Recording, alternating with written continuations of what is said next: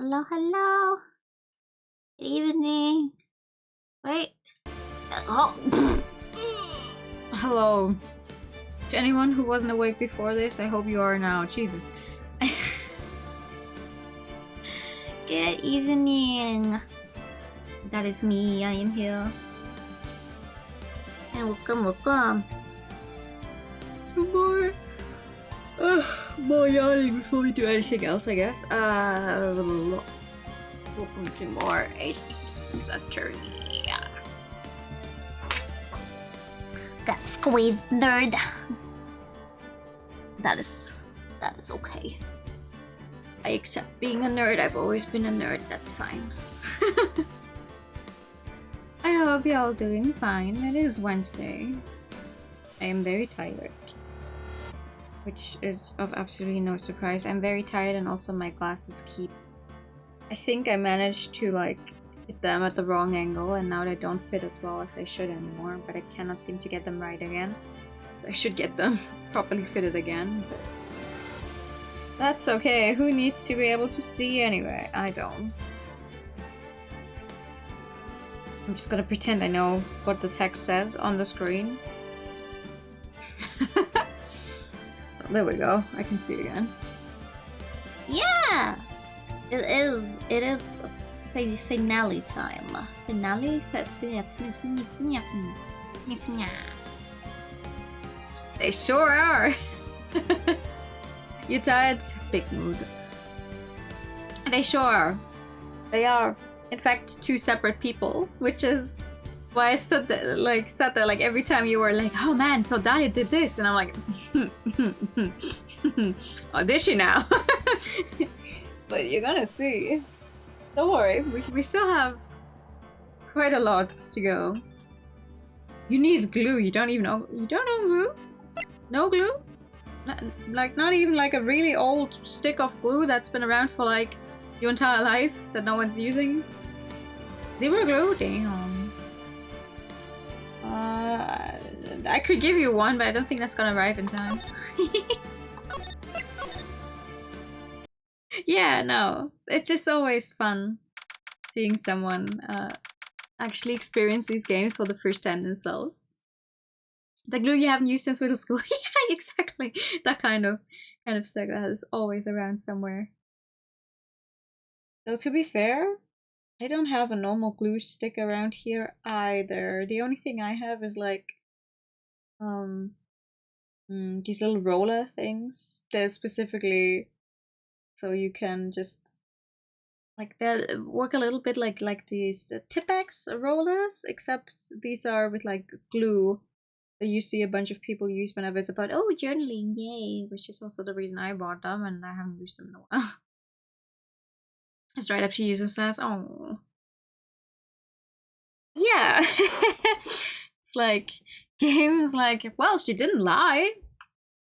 Or did she? No, but yeah, we still have a little more to go. A pretty long trial to go, for real. I don't know why I thought we would be able to finish this game last time, because there's a lot left to go. It is the final case of this game, and also the final case of the first trilogy, basically. So there is a lot. I hope you're all ready for this. Just gonna pretend it's early in the morning. Good morning. Oh, Pearl, why do you do this to me? Are you by yourself? Morning, Pearls. Mr. Nick, please tell me, what's going to happen to Mystic Maya? That's a very good question. I'm sorry, we don't know yet. The investigation is still going on, so I wasn't allowed into the inner temple. Oh, I see. So Sister Iris still trying to remove those Trickox in the training hall? No, she's the defendant in this case, so she can't be at the inner temple. She's required to be here in court. Oh, thank you for that, your time. Then how come she's not here in the defendant's lobby? I have to admit, it's kinda strange. If you're looking for Iris, she's in the prosecutor's lobby. Oh, my boy!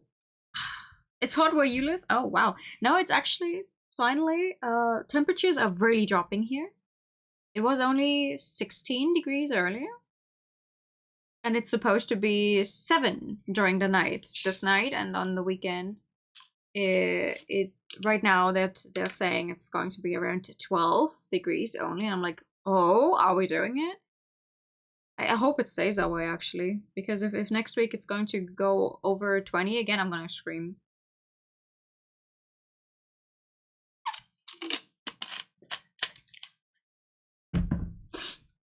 Edgeworth. What's Iris doing over there? Edgeworth. She's going over today's testimony with the prosecutor as we speak.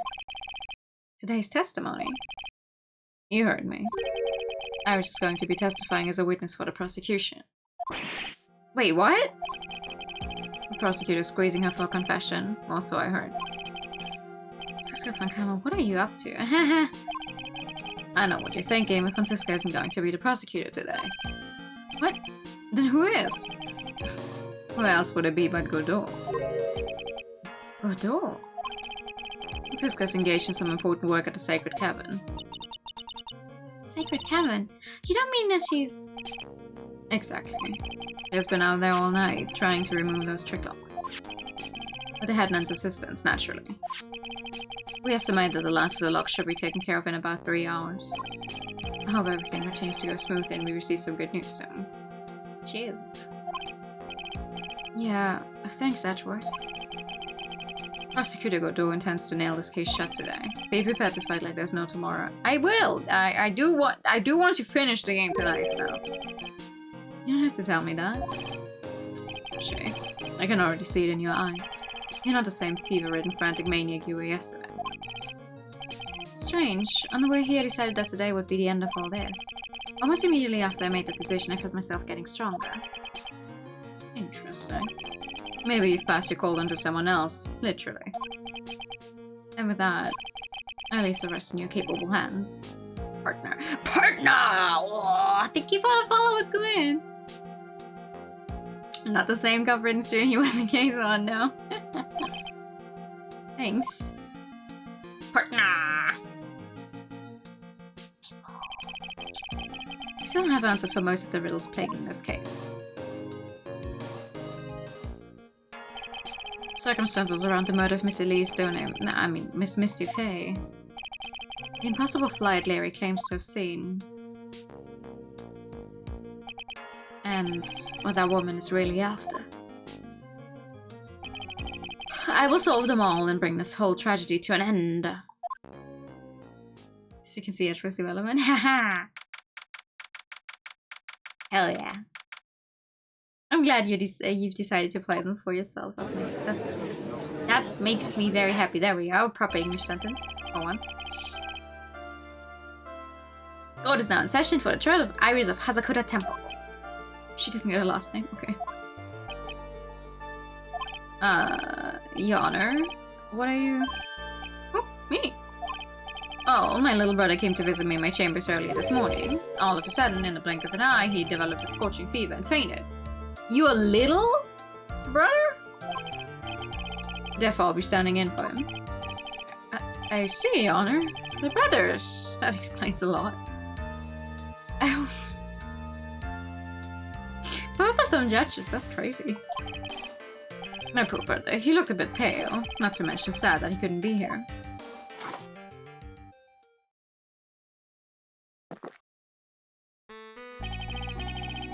It is impossible to predict what the future is in store for any of us. Oh god, I don't know if I can keep up with this voice. Can I just replace literally everyone in trial? I mean, he's the presiding judge. Are you usually locked into a specific judge?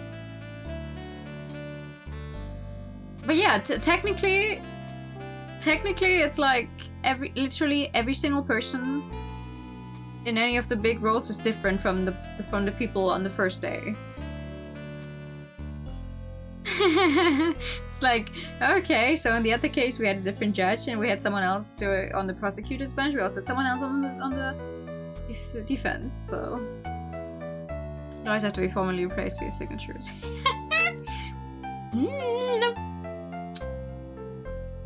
It's just Maybe we should. Maybe we should watch one of those actual lawyer or real lawyer reacts to Ace Attorney videos. I've never watched any of them, despite them getting recommended to me so often. See what those guys have to say about this. That's precisely why people feel the need to judge the past. And we of the court have been charged with the solemn duty of passing such judgment that I cannot do your voice the way I would like it. Oh, I could do it like this, but that actually sounds annoying to my own ears, so I won't. Well said, Mr. Godot. I understand exactly what you said, at least up until the end anyway. And only true, yeah. Now then, Mr. Godot, please proceed with your opening statement. Humans are fragile, fickle beings. Our hearts change with the shifting of the tides. There's only one thing that remains a constant in this crazy world. Coffee? The bitter darkness that lies at the bottom of this mug. Oh my god. So then you mean, forget it. What do you mean? During yesterday's trial, the accused refused to admit her role in the crime. Today, she has had a change of heart. Sister Iris of Hazakura Temple has a confession to make. Confession? The defendant? Iris, why didn't you discuss it with me first? I mean, half the things Godot says is either, ooh, Phoenix Wright, you're responsible for the death of every single important woman in your life. I hate you, I will get my revenge on you. And the other half is him talking about coffee. Another...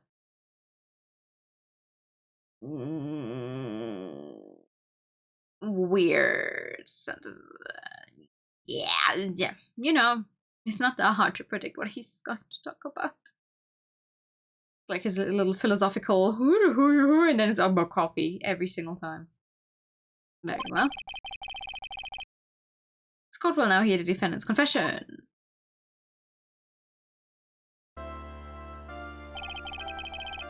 Upon meeting a beautiful lady, always ask for her name and profession. That's one of my rules. Yeah, there sure is the thing where he says something and finishes with one of his rules. Yeah. Good job on you for predicting that. My name is Iris. I'm but a simple man undergoing training at Hazakura Temple. Witness, is there something you want to confess to? Yes, but first I want to apologize to Mr. Wright. I can't continue lying to everyone anymore. It's alright. What is it? Mr. Wright, I have to admit that I did play a part in that terrible accident. Incident? Are you actually confessing? Are you saying that you were the one who murdered Miss Elise Doning? No, I'm not, Your Honor. But I dealt with the cover-up after the murder took place. After her spirit left, I took the lifeless shell of Mystic Elise and carried it to the Hazakura Temple courtyard where I desecrated it. What? Nani? Witness, are you saying you were an accomplice to the murder? Yes, that's correct. What? 3 minutes in court and I'm already covered in a cold sweat. Everyone on the planet is an accomplice to something. It just happens to be that in this case it's to murder. Isn't that right, Mr. Trite? Get my name wrong one more time and I'm gonna fucking fling that coffee cup at you next time. Godot, so this is the confession they were conferring about. Pains me to say this, but it looks like Iris's testimony was all a lie. Whoa. Crumpled up and shoved into a pocket. Now then, little lady, if you don't mind, I've got a question for you. Whose crime were you trying to cover up by your actions? Iris was covering for someone. I'm definitely up the creek without a paddle or a life jacket. I've been in Hazakura Temple ever since I was a little girl. Hazakura Temple is run by one of the branch families of the Kudain tradition. One of our missions is to protect the main family. I'm sorry, but main family? Yes, and that's why I would dirty myself if need be to protect her. The daughter of the master of the Kudain channeling technique, Mystic Maya Fey. Oh fuck yeah! Did we have Maya Maya tried for murder in this game yet? I don't remember. Sure, yeah. Oh, okay.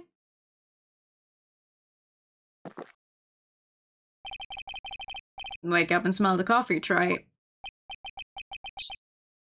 She's naming Maya? Maya has like an annual pass for like having to go on the stats. So not only did you witness the murder, you know the name of the murderer. I'm terribly sorry, but it's true. I saw her commit the crime with my very own eyes. Oh, yeah? Uh-huh. And then I cleaned up the area to try to protect her. Are you... That's ridiculous. Maya could never do such a... The defense will refrain from commenting until the appropriate time. No, witness, let's hear your testimony. What exactly happened on the night of the crime? Yes, Your Honor. I thought I was prepared for the unexpected, but I never imagined the case would wind up going in this direction. Alright. I went to the inner temple that night and saw it all happen in the garden. I saw Mystic Elise strike Mystic Maya with a staff. When Mystic Maya was still stumbling, Mystic Elise moved in to deliver a fatal strike. Mystic Maya tried desperately to defend herself and stole the weapon. It was only in self-defense. You can't blame her for it. It was only self-defense, yet you tried to cover it up? Girl. So it wasn't self-defense. Yes, Mystic Elise was the one who attacked first. That's why I tried my best to protect Mystic Maya. Maya agrees every cop and guard by name every time she's sent to the detention center. They're like, oh, you again, girl? Like, she's actually, like, becoming friends with them. Genuinely, they're like, oh my god, what do they have to, like, what did they arrest you for this time?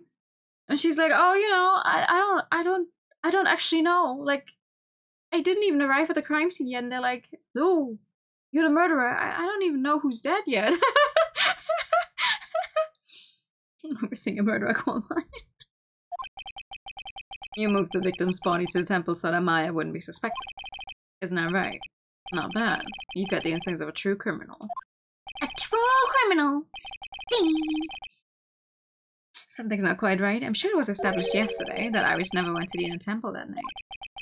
And that the person who let go was that woman. Iris even admitted it. Now then, Mr. Wright, please proceed with your cross-examination. Sure! I'd love to. Gonna blow a hole in this entire confession.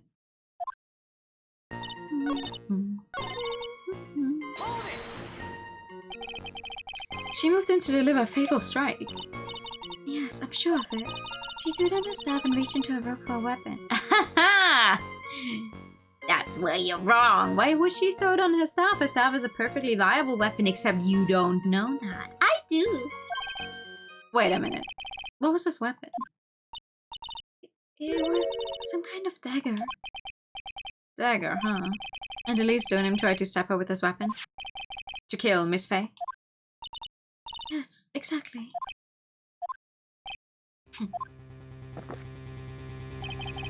You look like I did after I mistakenly took a swig of Worcestershire so...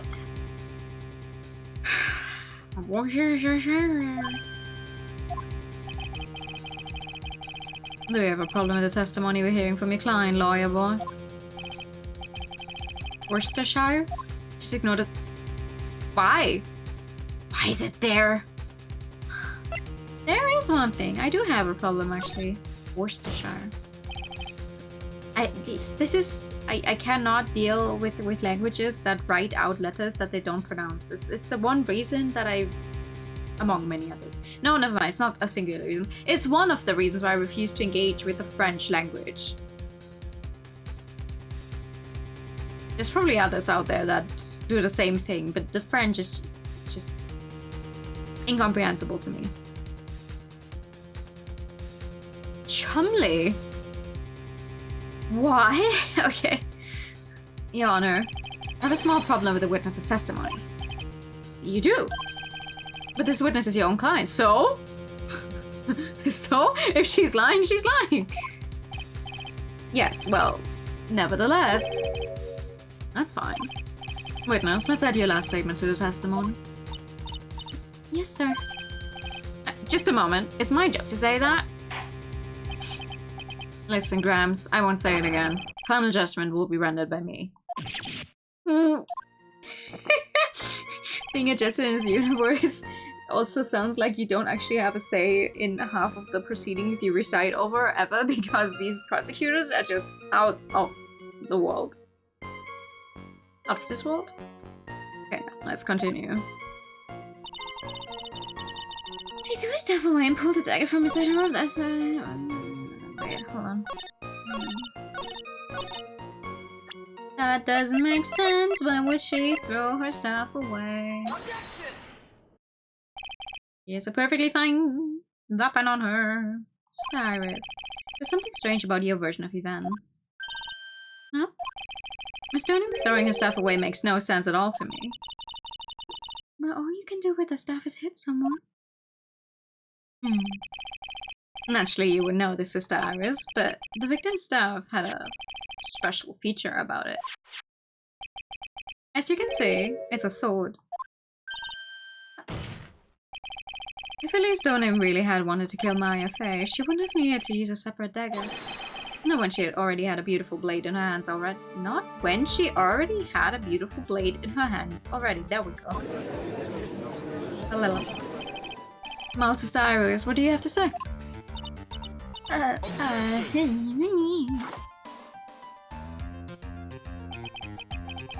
was an impressive bit of investigating, Trey. I never would have thought there was a sword hidden in a staff. But even so, how should I put this? Oh, are you gonna be counting? Okay. Looks like a turkey. Yeah, a little bit. A long sword is unwieldy and thus quite ineffective in close quarters combat. Maybe that's why she chose a dagger over her blade. Well, anyway, the type of weapon she chose to use isn't what's important. The important thing is that she tried to kill Maya Fey. As long as there's nothing strange about that, there's no problem with the testimony. But there's something strange about this whole testimony. Well, Mr. Wright, the prosecution has a point. Very well, Your Honor. The defense will now present evidence to back its argument. Why the fuck would she try to kill Maya? What's her motive? Mr. Wright. I have here another piece of evidence that shows that this testimony can't be trusted. Because Miss Elise Stoneham would never attempt to take the life of Maya Fey. As she is her fucking mother. Elise Stoneham would never have attacked Maya Fey. How can you be so sure? Because the victim's real name was not Elise Stoneham. Her real name was Misty Fey. Hey! No. Not Mystic Misty Fey. Mystic Misty. I always say Mystic Mystic, I think. Who's this Misty Fey? Is she related to? Misty Fey is the master of the Korean channeling technique. She's also the mother of Maya Fey. Are you serious? Yes. Is it really true, Mr. Wright? Is Elise Stoneham actually the great Mystic Misty? Why do you not know that? There's no doubt about it. Looks like Iris had no idea. I hardly believe it. The idea that she would try to kill her only daughter, one she hadn't seen in 17 years. Perhaps the prosecution can offer some explanation for why she would do such a thing. Now Misty died twice! Yeah! Misty! Oh, it's so misty. I can't see. Order in the court! Upon first hearing the witness's testimony, it seemed natural enough. However, in light of some facts that have just been presented, 1, that the victim supposedly threw away a sword during a fight, and 2, that the two people battling to the death were mother and daughter, despite the facts being believable when taken on their own. When taken together, the entire story seems difficult to believe. Another cup! Listen, there's nothing in the world that is impossible. Except for one little thing. Yes? What is this one impossible thing? You still don't get it. You think maybe my beans are on the roaster, but you have no idea, Grams. Could you get to your point? I just witnessed his confession this morning, just as I had taken the first sip of my 8 cup of morning coffee. Huh?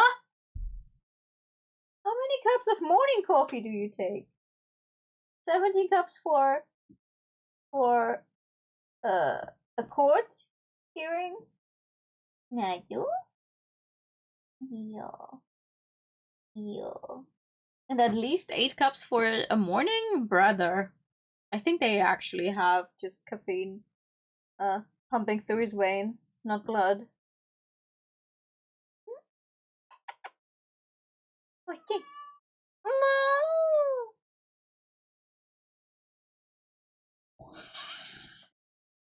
No! 1 second.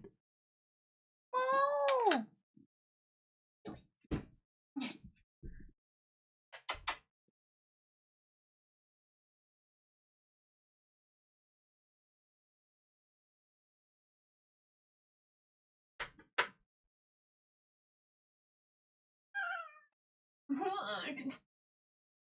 Meow. Huh? Hoi Joseph.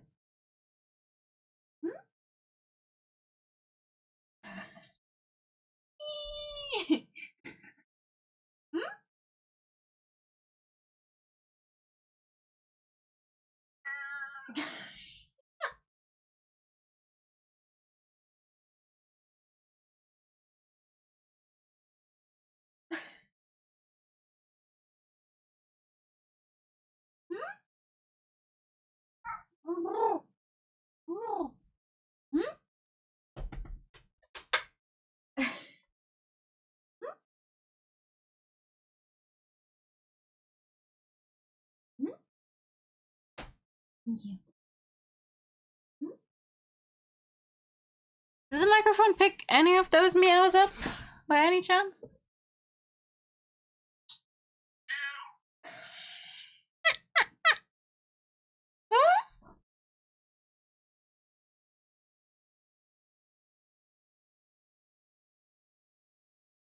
Plenty of them? Oh, I'm glad. I'm glad. I'm glad to hear that.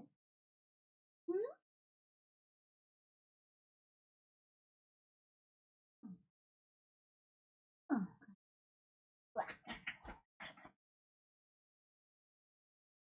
You know, if he was more of a lap cat, he could just stay in my lap while I streamed. But he doesn't usually like to do that.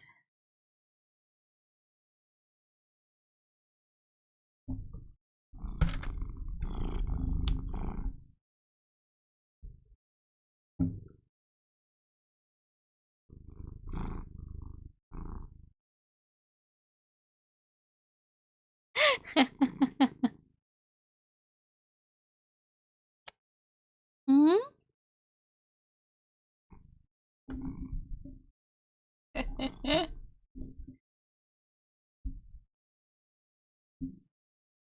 Baby. It's so funny because he's not usually very like during the day he doesn't want to cuddle as much, but then sometime in the evening he just comes around and is like, "You need to give me attention right now.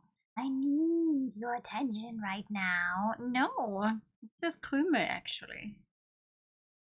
Hmm?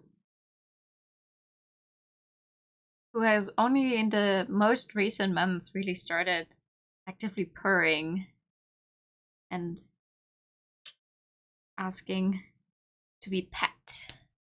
Yeah. Also, you are now stuck. Come on. Yeah, there we go. Yes. Boy. I know you're not a dog, but you're still a good boy. Sometimes the crumb turns itself into a whole loaf. Yeah. Hmm? You could sit on my lap and then we could play the game and we would both be happy. But you don't like doing that. You like the bed or you like the floor. You don't like sitting on my lap. Not a lap cat. Also not a lap cat with a B. He is not grown artificially. Also, thank you. Thank you for the non-binary. Let me just get my headphones back in. Hmm? As far as I know, to be fair, we only ever met the mother of him and Henry. We don't actually because he was born. They were both born in a barn. So honestly, it could have been any of the cats running around there. So we don't know. Also, yeah, a blood type coffee. He's pretty cyborg, yes. He's like Frankie from One Piece, who's fueled by Ola, and he is just fueled by coffee. Yeah. You want to try this? See, I would like install a cat cam if I knew they would stay in one place, so could have them in the corner somewhere. But they don't. None of them ever do that. Just come around every now and then and stop me from playing my game.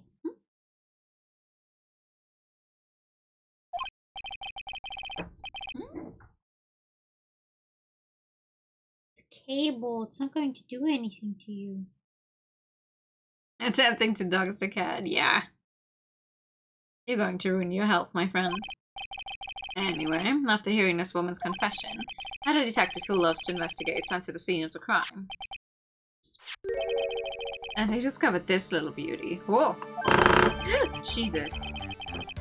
Right. I cannot just put the controller on the desk because it has a rumbling feature. My bad. Is that the dagger the witness testified to seeing? Obviously, Your Honor. But do you not notice something else? Now that you mention it, if you look closely, there appears to be blood on it. That's because Gumshoe is always confused. They don't have a normal picture of the guy because he's always confused.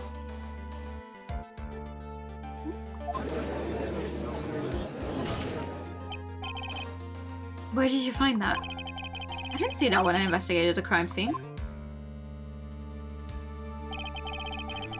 Did you investigate the pine tree at the crime scene? Huh? Pine tree? This dagger was stuck in the backside of the pine tree when the last blow was struck, ending the violent battle between the two women. This old baby was thrown in the direction of the back of the pine tree. Which means the blood on the dagger belongs to the victim, correct? Were you even listening, old man? I first heard his confession this morning, just as I had taken the first sip of my 30th cup of morning coffee. What? Didn't you say it was your age just a few minutes ago? I didn't have enough time to get the blood analyzed on such short notice. In any case, the court will accept the dagger as evidence.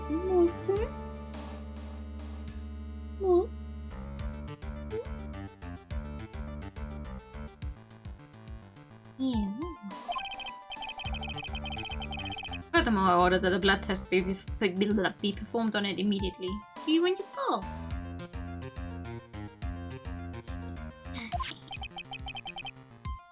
That's my sweetheart. Make sure you treat her right. What? Bailiff, get this piece of evidence to the crime lab for testing immediately. Found behind a tree in the temple garden. The blood is being analyzed now. Okay. Okay. Leave then. Leave then.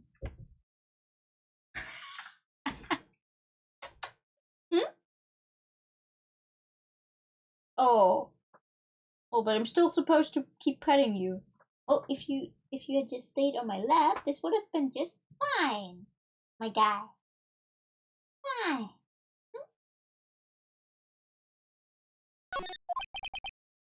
Now then. The testimony we just heard had numerous unbelievable aspects to it. However, after having found the very dagger the witness spoke of, I believe you can consider her testimony to be credible. No, but it's so often during the Ace Attorney streams. Cute girls never lie, ever. You're a prosecutor. In any case, witness, if you could please testify again to this court. About what, Your Honor? About the incident you saw. The battle between the two women. Yes, Your Honor. I took a screenshot of it. Mystic Maya stumbled briefly after being hit over the head with the staff, but then she dodged Mystic Elise's next attack and stole her weapon. Suddenly Mystic Elise was the one on the defensive with her back to the stone lantern.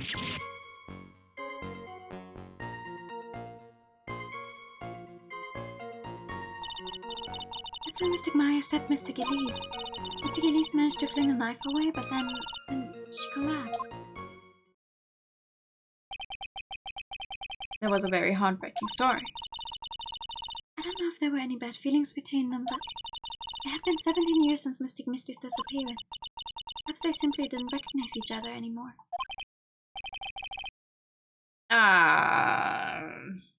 Seems reasonable. Now then, Mr. Wright, proceed with your cross-examination. Sure.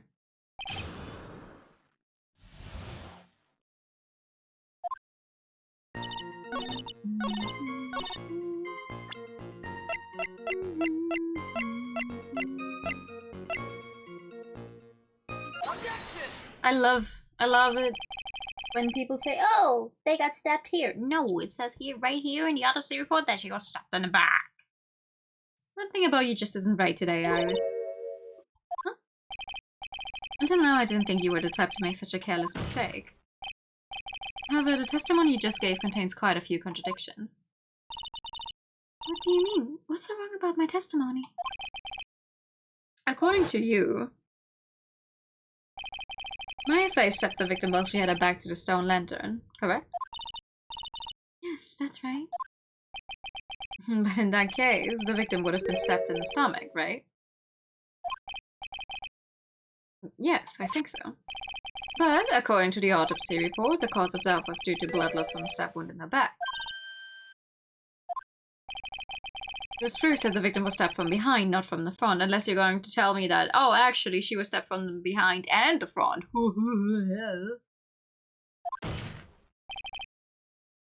But then they should have noted that in the original autopsy report in the first place. Sister Iris, it appears another seed of doubt is sprouted from your testimony.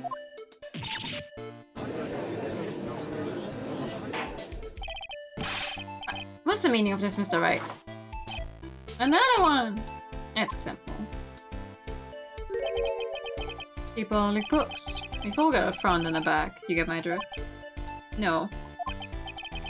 Is that what you have to say? I can also say that darkness loves to play with the human mind. Could you please knock it off with the cheesy proverbs and illogical metaphors already? The point is, too much of his testimony just doesn't make sense. Throwing away useful stuff, the people fighting being mother and daughter, and now she falsely claims the victim was stabbed in the stomach. There certainly are some inconsistencies. Well, Iris, how about it? Well, it's just... If you ask me, you're just being too naive about the whole thing. What do you mean?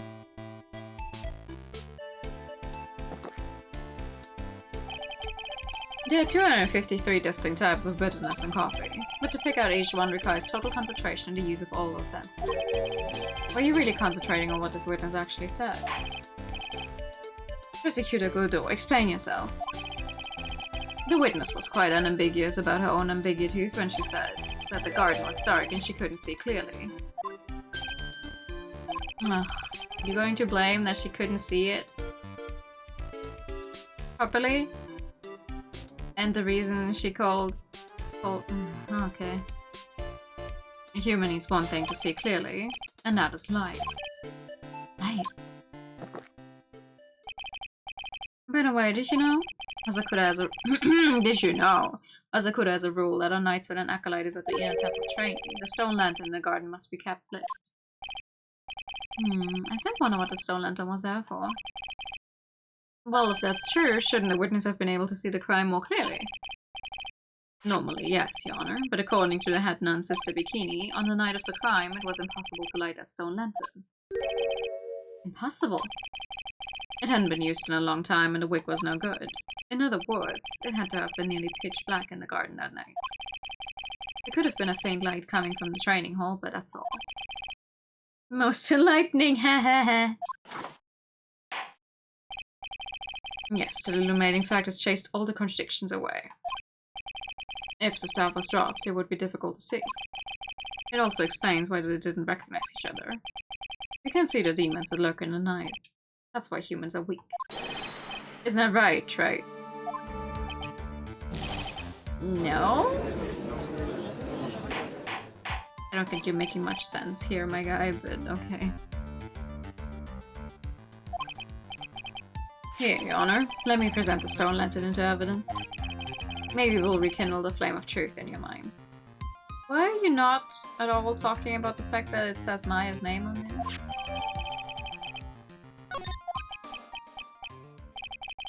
Why is the judge just sitting there with that look on his face? What's wrong, Your Honor? Was that flame too hot? This lantern, there's something written on it. What? It's written in blood! Oh boy. So the judge didn't know about that yet? Written in blood? It says Maya upside down! Oh yes, that's right. After being cornered and then stabbed by Mystic Maya, Mystic Elise didn't fall down right away. She must have been writing that on the stone lantern behind her, with the blood that was draining out of her body.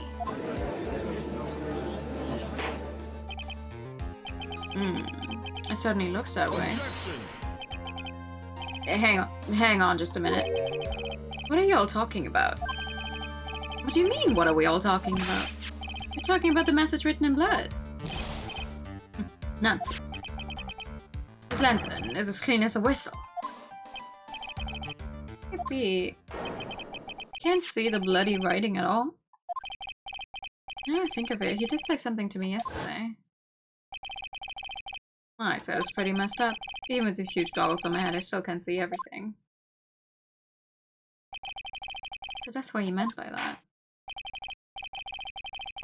In any case, this is obviously an important clue. We now know that the crime scene was dark, and that the victim scrawled his message on a stone lantern. Well, Mr. Godot, anything further? Mr. Godot? Okay then, let's move on. It was literally shaking, and somehow I don't think it's from caffeine overdose. Surprisingly. I believe it has now been established that Miss Donim was killed by Maya Fey. That's just wrong. Now it's time to turn our attention to you. Yes, sir. After the victim died, you did something, didn't you? Let's hear it. We're all ears.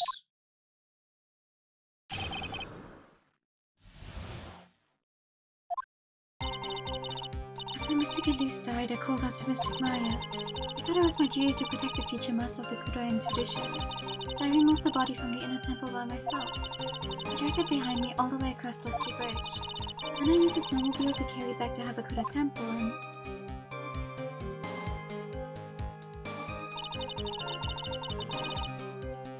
I used a Shichishido to alter the way the wound looked. So you moved the body? Yes, I was raised at Hazakura Temple. I owe a great deal of thanks to the Fae clan. But even so, I never imagined that Elise Donim was actually Misty Fae. I've committed a terrible sin. A terrible trick of fate. I believe you're looking for Twist of Fate, Your Honor. I intended to return to the inner temple after taking care of the body, but... You were spotted by the head nun, correct? Yes, and that's why I couldn't go back. Your story makes sense, I suppose. Mr. Wright, go ahead with your cross-examination. Yes, Your Honor.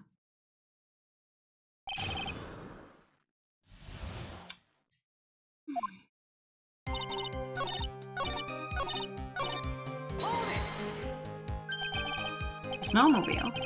I knew that would show up sooner or later. Yes, I had the key. I used a snowmobile to travel from Hazakura Temple to Dusky Bridge. This is the part that was in question the other day. Should I ask for more details? Yeah. Always. I don't think there's ever, like, part in any of these games where they go, do you want to ask for more details? You're supposed to say no. Like, if you really did move her body by snowmobile, then there should be tracks left in the snow, right? Well, yes, naturally you would expect tracks. This picture was presented at yesterday's trial. Are these the tracks from that right? Yes, I think they are. But I can only see one set of tracks here. I don't see what's so strange about that.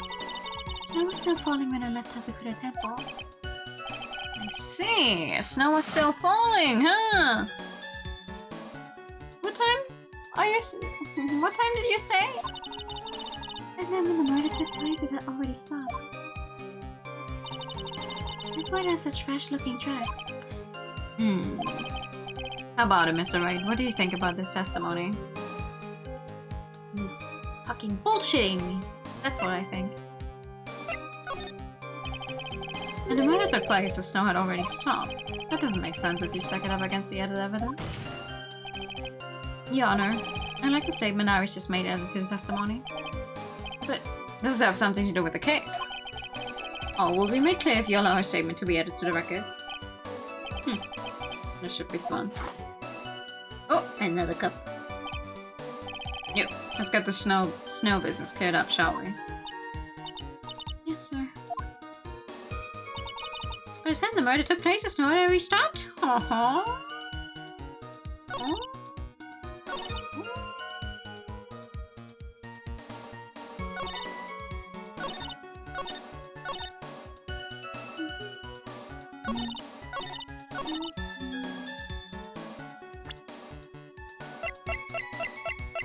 Should be.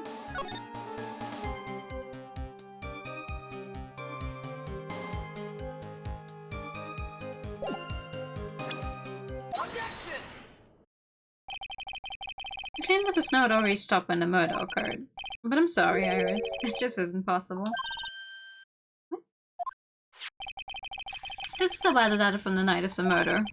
According to this, the snow didn't stop until 10:50. It's so nice that we have such specific weather data, because half the case, I feel like you wouldn't be getting anywhere if you couldn't say, hey, actually, at this and that time.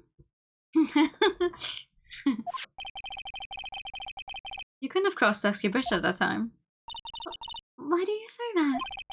Because 5 minutes before the snow stopped, Dusky Bridge was struck by lightning and had caught on fire. Did you say? Bridge? It was on fire? Yeah!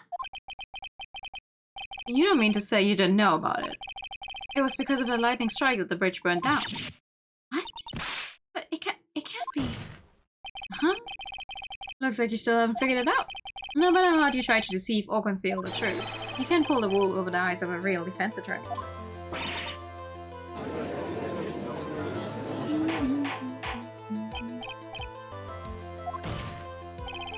The bridge was already on fire when the incident took place. That's right, the inner temple was already totally cut off from the outside world. There's no way you could have crossed the bridge, body or nobody. Witness, even my patience has its limits. Any further lying and I will find you in contempt of court. Do you have anything to say for yourself? Objection!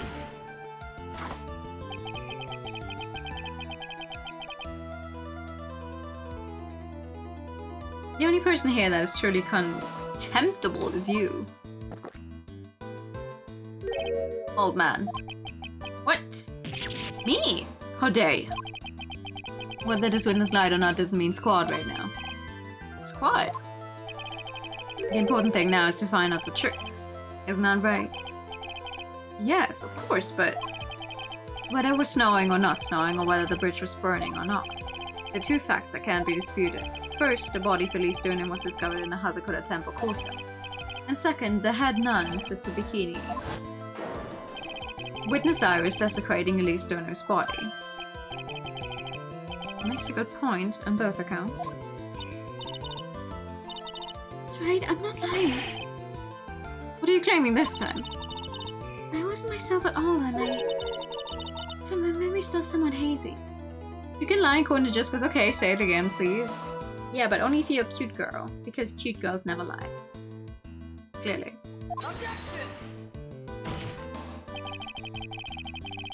You stood at the witness stand and testified this entire time. Are you telling us now that your memory of the night is hazy? Objection. It is only human to err. If you're so perfect, try it. Maybe you can explain this for the court. What is it? When the murder happened, the bridge had already burned down. But somehow the body traveled across the bridge and was found in the temple courtyard. Perhaps you would have some kind of perfect explanation for this little magic trick.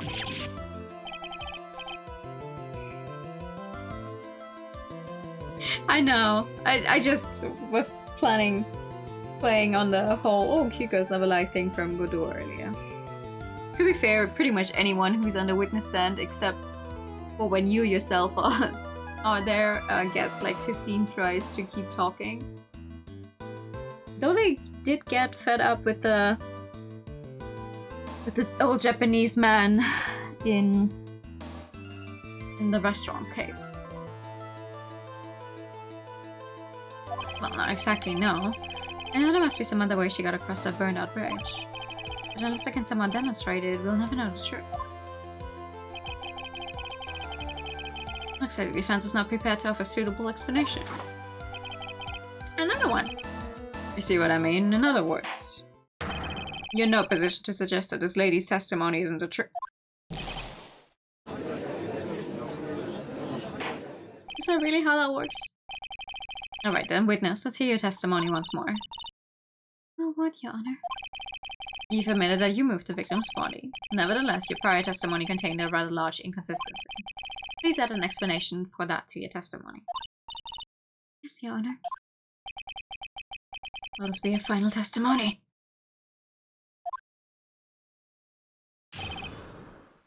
Dun dun dun dun dun dun dun dun. Other than walking over the bridge, there's no way to move the body. So I must have just gotten confused, I guess. I shouldn't have moved my microphone earlier to get the cat purrs in. Was the snow still falling or had it stopped? Does it really matter that much? Why are you saying that there's a way to cross a burning bridge? So it was just a misunderstanding, I see. This is a photo of the Dusky Bridge after it burned down from the lightning blast. It was taken on the morning after the incident.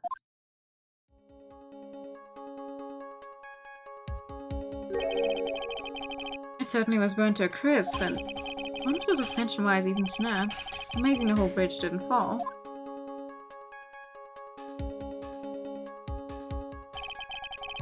Clearly, it would be impossible to carry a corpse across a bridge in this condition. Don't say that. I wouldn't be quite so sure.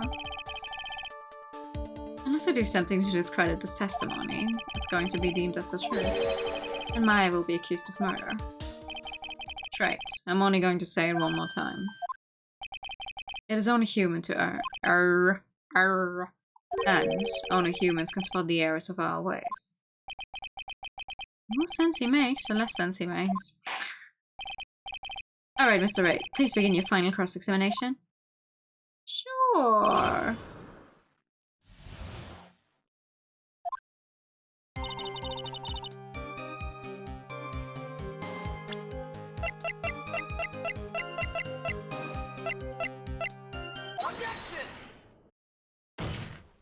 It's human to err unless you're Phoenix straight. A dead body flying over a burning bridge. I won't exactly rule out the possibility. What?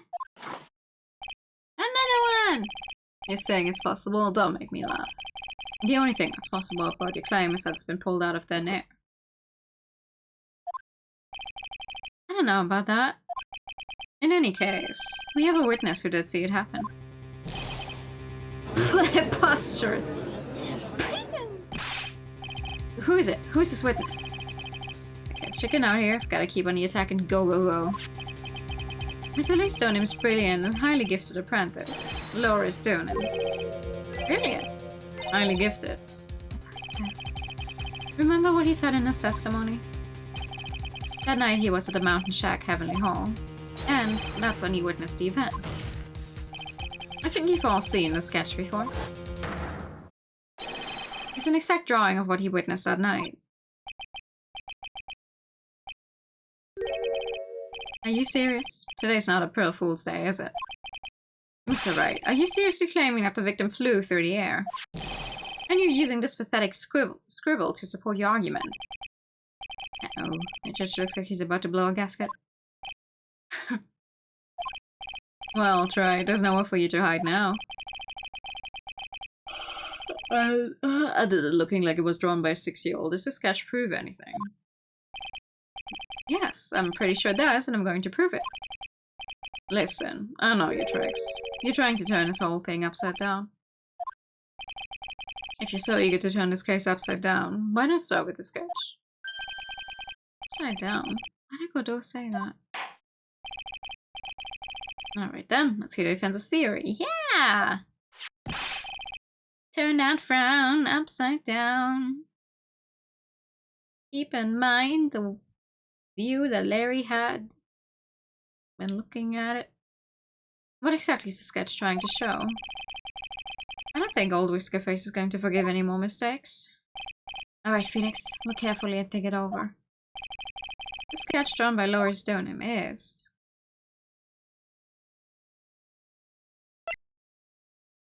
There is only use when he really isn't trying to be... Yeah.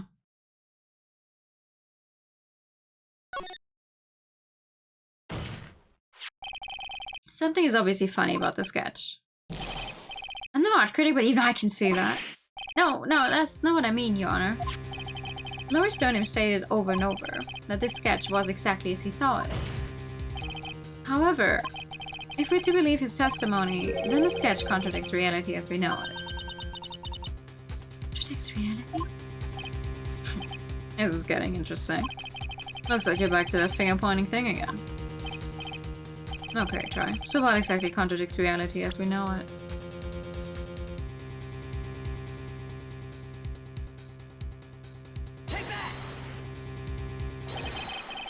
Is this wire connected to the bridge? The wire? Is that the thing that contradicts reality? It is indeed. That shows the reality it supposedly conflicts with. Show us something that will point out how the sketch contradicts reality. Sure.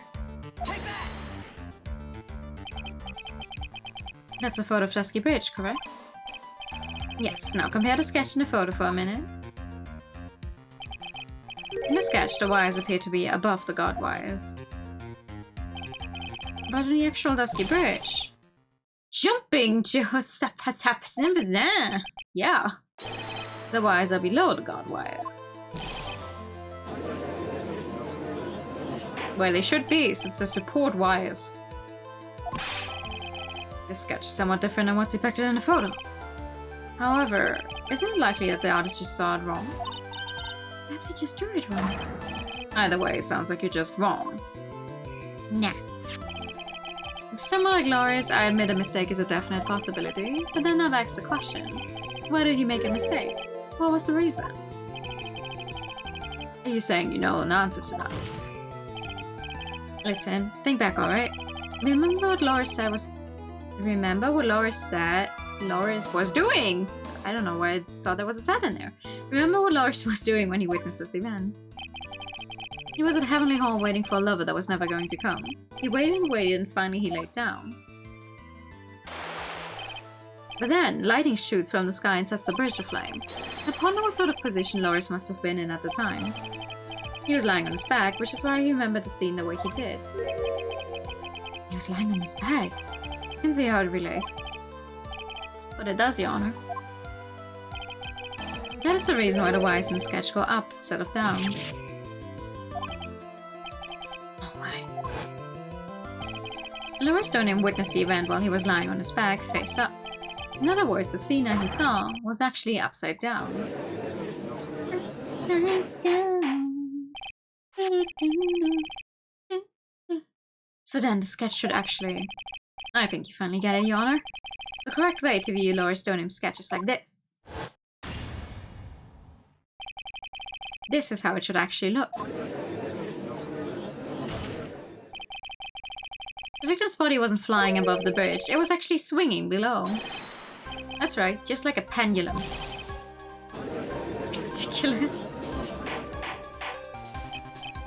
Objection.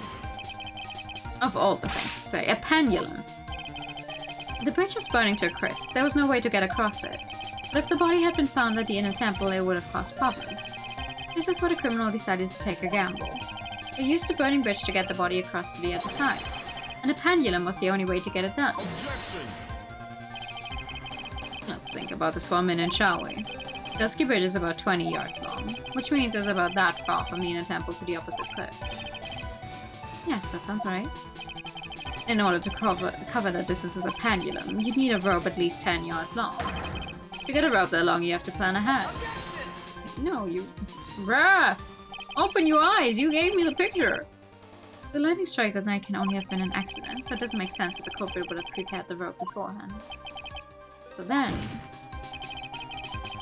They didn't have to get the rope ready. The rope was already right in front of them. What? I'm saying that it was just a matter of using what was already there.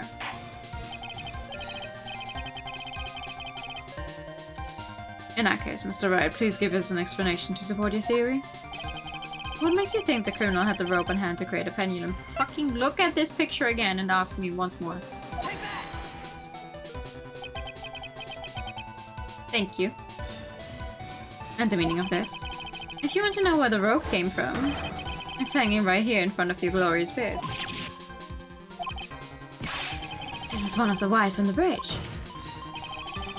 When the lightning struck the bridge and set it on fire, one of the suspension wires came loose from its anchor. The criminal didn't have any time to waste, so they tied the wire around Elise Sturnium's body.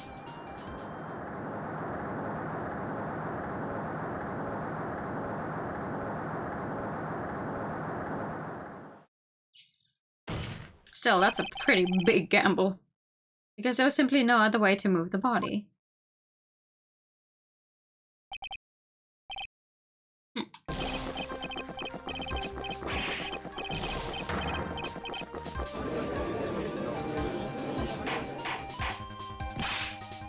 Mr. Godot.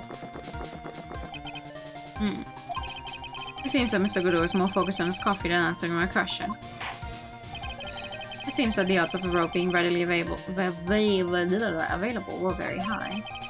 So I suppose that's not an impossibility after all. Objection. To be fair, a lot of times the ones that work out or not work out, and that's the reason they get found, is because people didn't plan far enough ahead.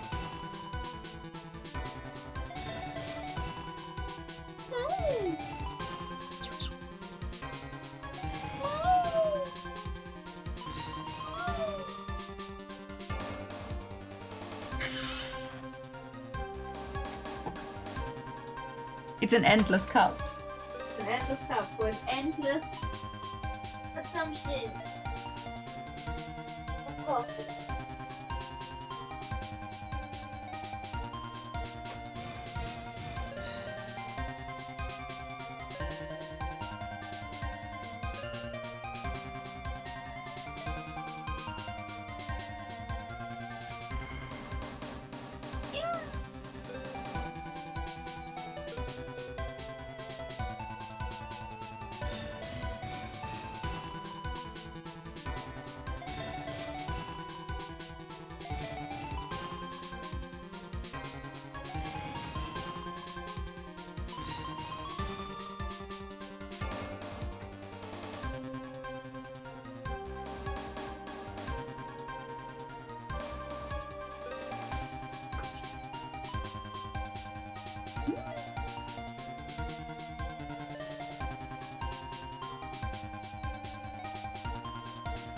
Tap connects directly to hammer space, yeah.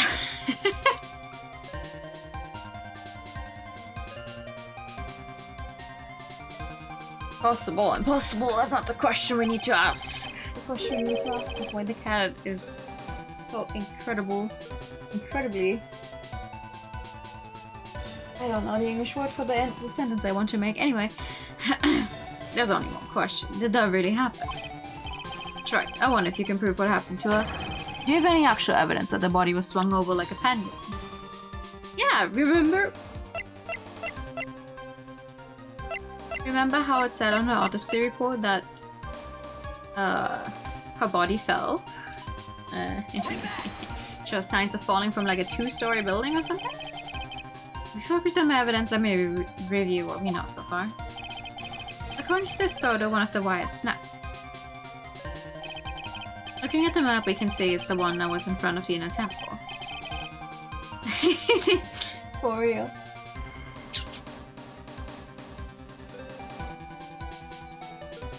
So then, that was the spot where the criminal... Yes, precisely. Now let us consider the body's movement by looking at the overhead map again. If the body was pushed from this point here, it would drop on the opposite bank at approximately this point. Did you say drop? Well, they must have failed to catch the body on the other bank. What makes you think something like that happened? Because I have evidence that suggests her body dropped some distance. What kind of evidence? Take a look at this autopsy report. It says here that her body fell about 10 feet after her death. 10 feet, huh? That's most likely the height difference between the two sides.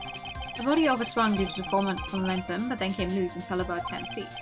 And then, as a result of the landing impact, this crystal sphere was knocked loose. That's... Yes, this blood-stained amethyst crystal. It's the one that came off of Miss Elise Stoneham's staff. And even more important is the place where this crystal sphere was found. Indeed, I believe it's already marked on this overhead map. Crystal was found... Ah! Precisely, Your Honor. In the very spot where the pendulum will arrive if given the right amount of speed. Thank you for the higher time with the pet.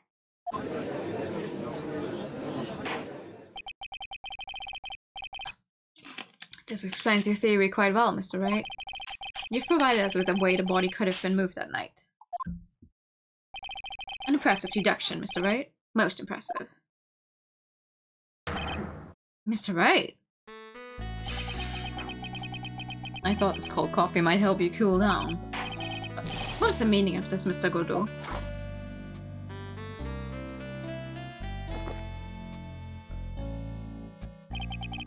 That was a dark and bitter guess that you made, Trey.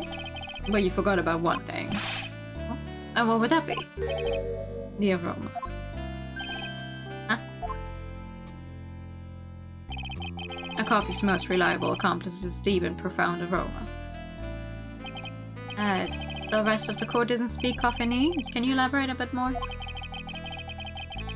If the criminal had sent the body to the other side, like you say, then naturally there must have been an accomplice lying in wait to catch her. An accomplice? The criminal wasn't able to cross Dusky Bridge, so who collected the body? What do you have to say about that, Trey? Mr. Godot is correct. This can't be the work of a single person. Well, Mr. Wright, you know what you must do. Yes, Your Honor. The body couldn't have made it to Hazakura Temple without an accomplice. Very well then. If you please, Mr. Wright. Who was the person that received the body on the Hazakura Temple site?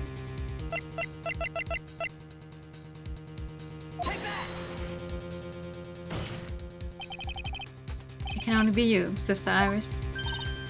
What?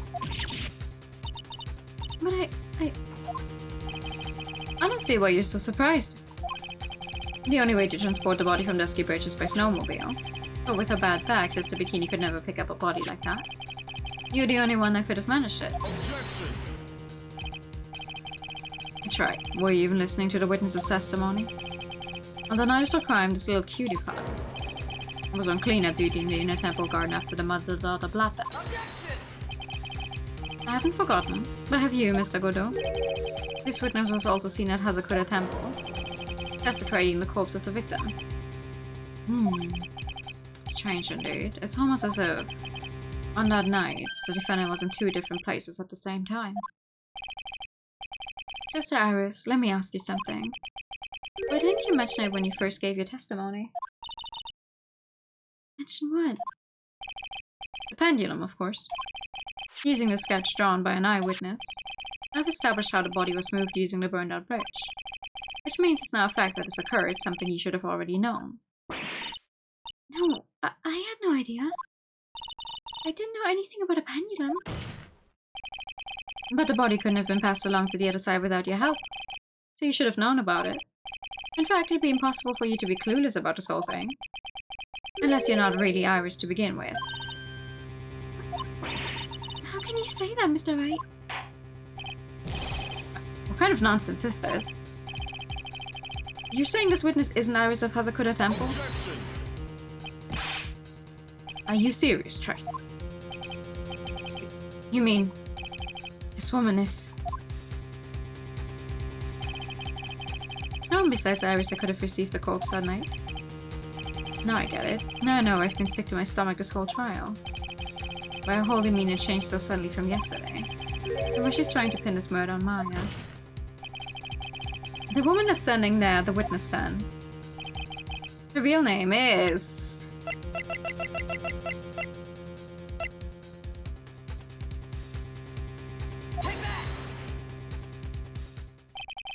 I never thought I'd have to utter your name again, let alone see you. It's been a long time. Dahlia Hawthorne. The very common age she's used to.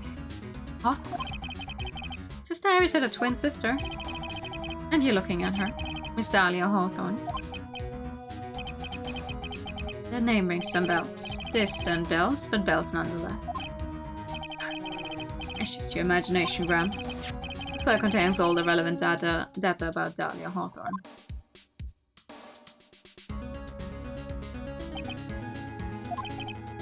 Oh yes, I remember now, that case 5 years ago.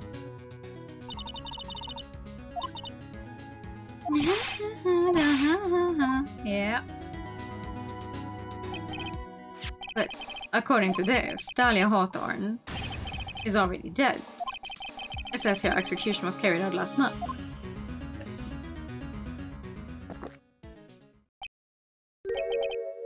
So what? Death has no meaning in this courtroom. What? Yeah.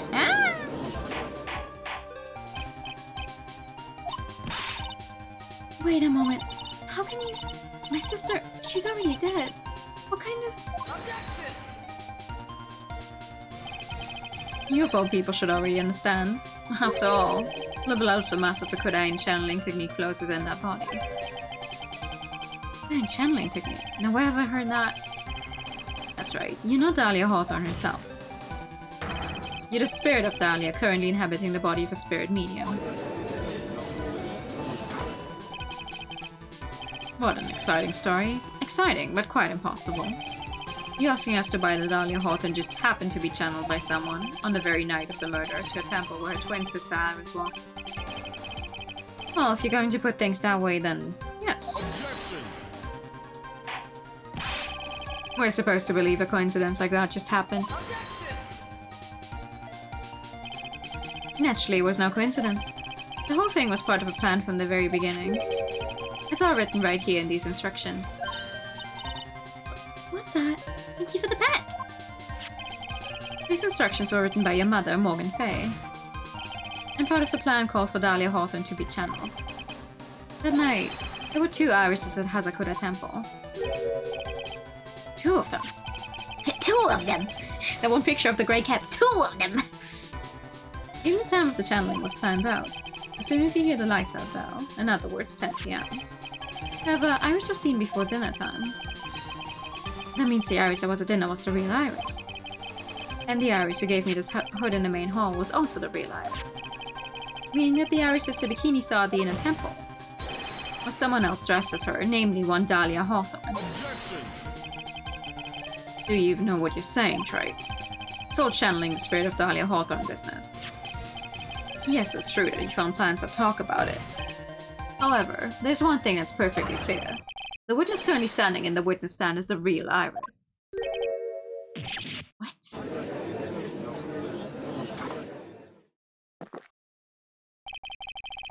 Calm down and remember what you know about the night of the crime. After meeting Sister Bikini, the Dahlia Hawthorne had been channeled. Would have been stranded at the inner temple due to the lightning strike.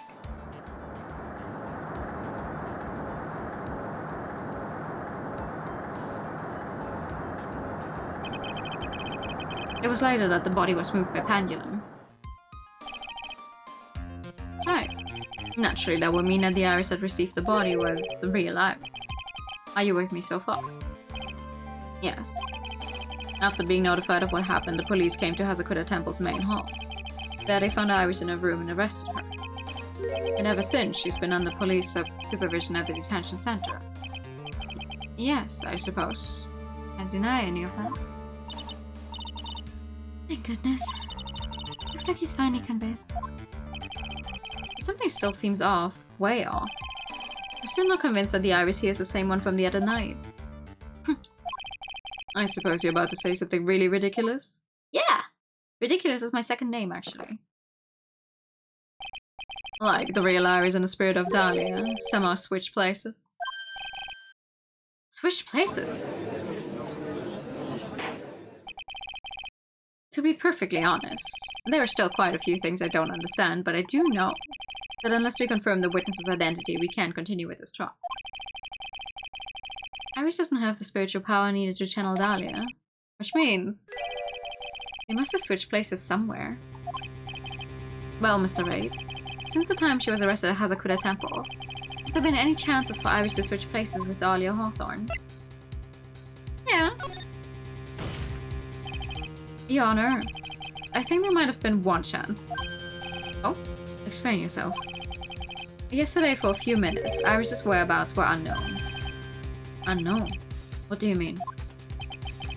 No, that ridiculous.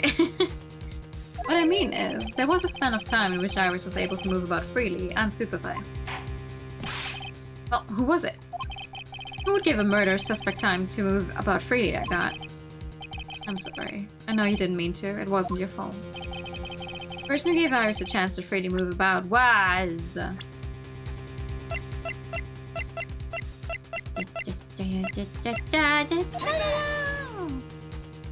Lord, when we're doing Spirit Hunter too? Oh.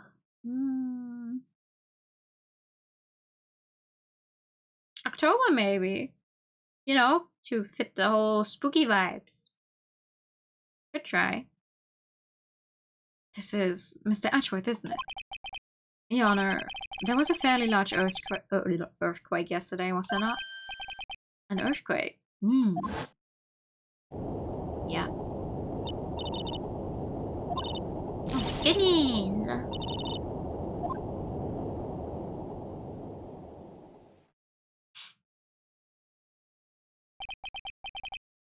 Yep.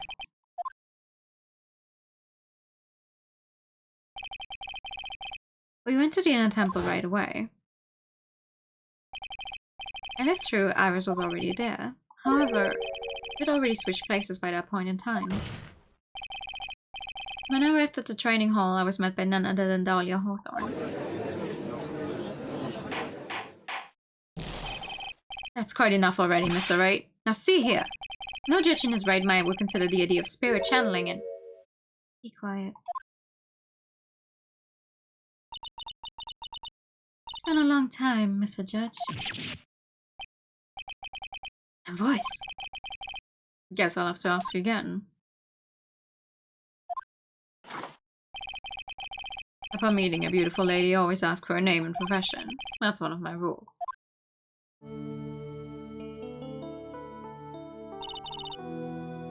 Dahlia Hawthorne, and my current profession, permanently retired. So you're not going to bother hiding your identity anymore, huh? Why should I? After all, I'm dead. There's really nothing you can do to punish me. What's going on here? Judgment is also a little stupid, so... Dahlia Hawthorne. I never thought we'd meet again. And I never thought we'd meet like this. Yes. But this time I'll end it. For her and for myself.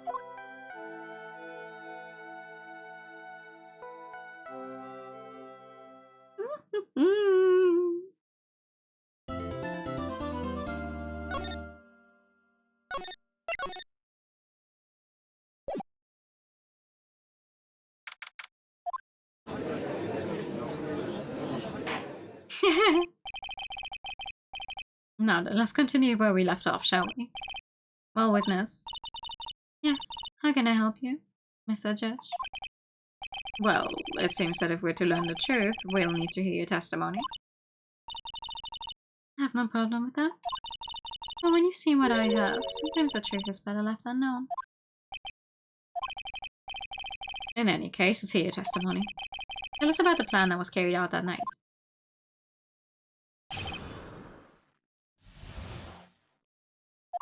The whole plan began with my death. The stupid plan hatched by Morgan Fay to install her own daughter as the next master.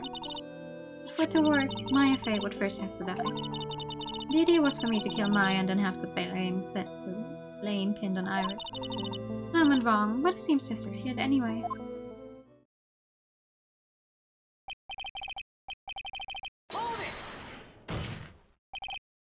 Wait a minute. Did you just say the plan was to kill Maya Fay? Yes, you have a problem with that? Don't give us that nonsense. There's no way that... Watch yourself, Trey. If you got a problem, solve it during the cross-examination. That's one of my rules. Mr. Godot is correct. And by the way, that's one of my rules as well. Kill Maya? Could it be true? The plan.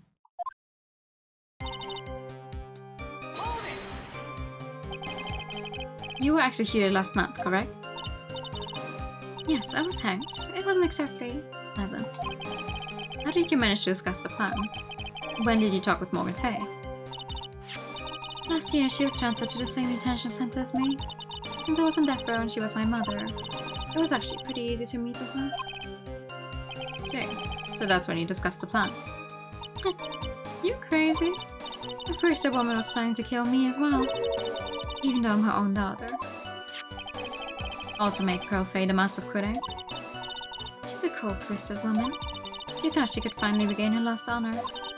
The honor she lost when her younger sister Misty took her place as the master. Ever since that day, she's been working on this plan. A plan, huh? I don't actually know the answer to that question, so... I can't even tell you. I cannot give you an answer, a satisfying answer, because I don't remember either. You're talking about Pearl Fay, is that correct? Yes, at first she had high hopes for the two of us. You and your twin sister Iris. That's correct. Fortunately, neither of us had much spiritual power. That's why we were abandoned by her, along with our father. Abandoned? And the only person I ever really cared about in life was myself. My sister was a nuisance, so I convinced my father to leave her at an old temple. You mean Iris? Yes, my father remarried a woman who also had a daughter. The less children you have, the more money there's to go around, right? And on top of that, my father had absolutely no interest in children in general. Horrible. The really horrible one was that woman, a bitter, vengeful woman. It was her stubbornness that gave birth to that child, Pearl Fay. She was born with an abundance of spiritual power, unfortunately for her. Morgan Fay heaped all of her broken hopes and dreams onto the poor child's back, all because of her pathetic dreams of having her bloodline become the main family.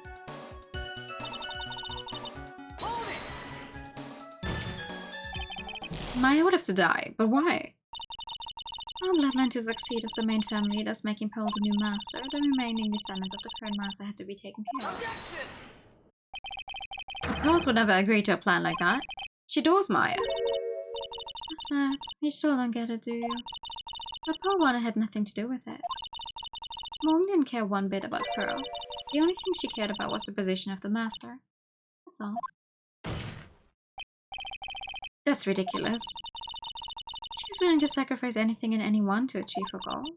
The life of her daughter. And naturally, the life of Maya Fay as well. Why would anyone do that?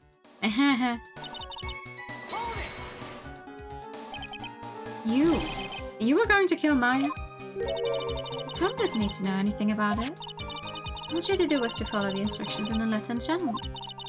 And I would have simply used her body and finished the job. In any case, I'm already dead, and there's nothing any of you can do to me. So the plan was to blame the crime on your younger twin, on Sister Iris of Hazakura Temple. She and I look absolutely identical. No one can tell us apart. If someone were to witness me killing Maya, naturally they would think it was Iris that had done it. And the witness in this case was the head nun's sister Bikini. Never would have guessed she was going to return to Hazakura Temple that night. But she wound up seeing Iris' crime anyway.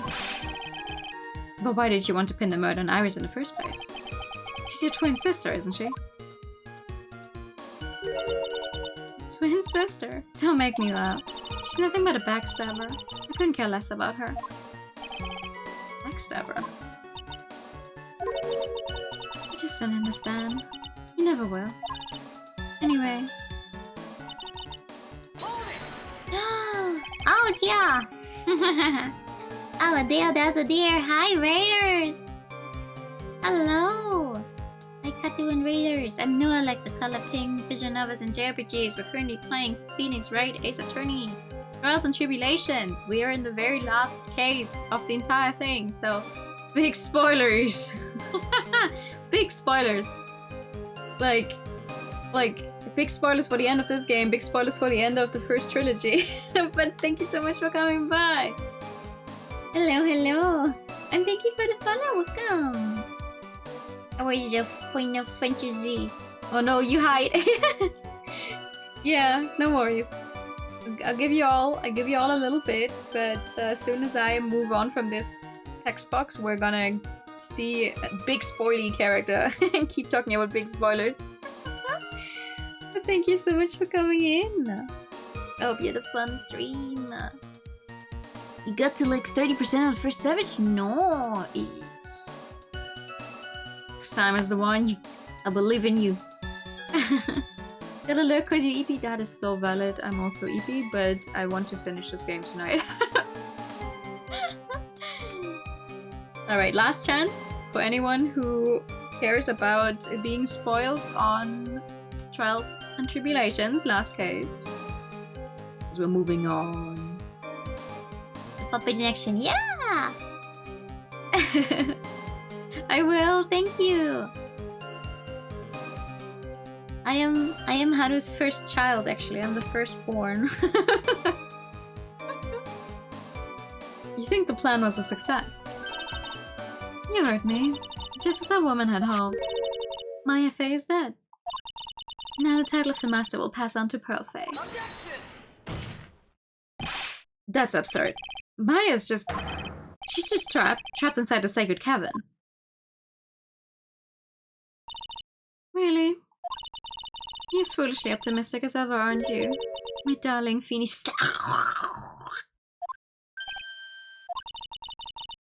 Do you want to know the truth? Ever since we met, I've despised you. Your sniveling naivete and your pathetic faith in other people. I just want to know one thing. What did you personally think of Morgan Fey's plan? I told you already, didn't I? It was a stupid plan. It had no point, no value other than fulfilling her own greedy desires. Yes, it was certainly nothing to be proud of. If that's how you feel, why did you help her carry it out? Why would you do it? Why would you kill Maya? You may not understand it, being the kind and gentle soul that you are. You may not be able to appreciate why someone like me would help a woman like that. So then tell me, why? Isn't it obvious? I'm not like that woman. I only act in my own self-interest. The reason I helped her was for myself. For my own personal satisfaction. What did you say? This woman, Dahlia Hawthorne. She had her own reason for wanting Maya dead. You understand why I would kill Maya Fey now? What my goal was? Yeah.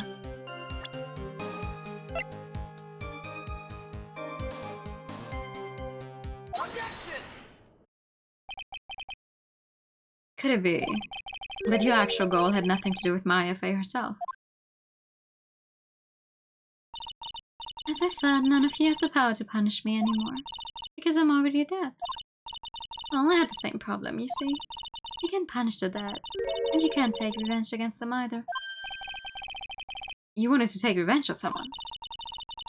I was sentenced to die because of that woman. Mia Fey.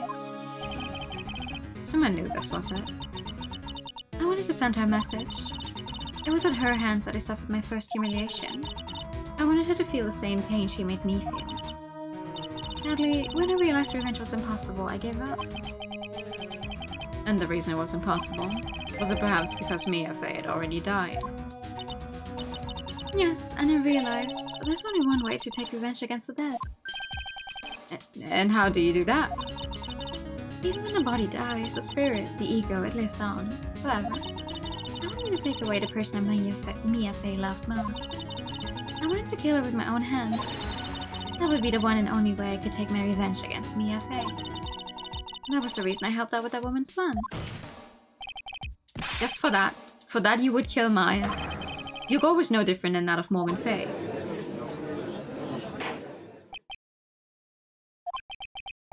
As they say, the apple doesn't fall far from the tree. What a cruel plan. Cruel, cold, and heartless.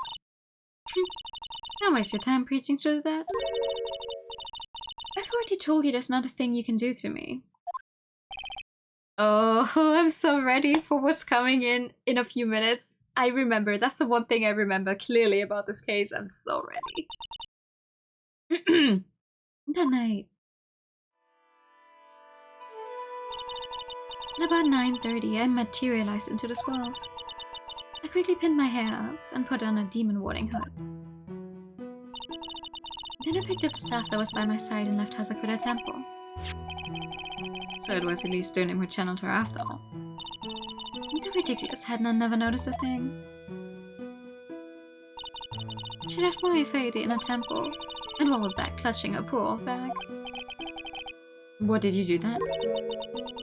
The kid was easier to handle than I had hoped. I caught up with her in front of the stone lantern. Then I took out the dagger I got from the storeroom and...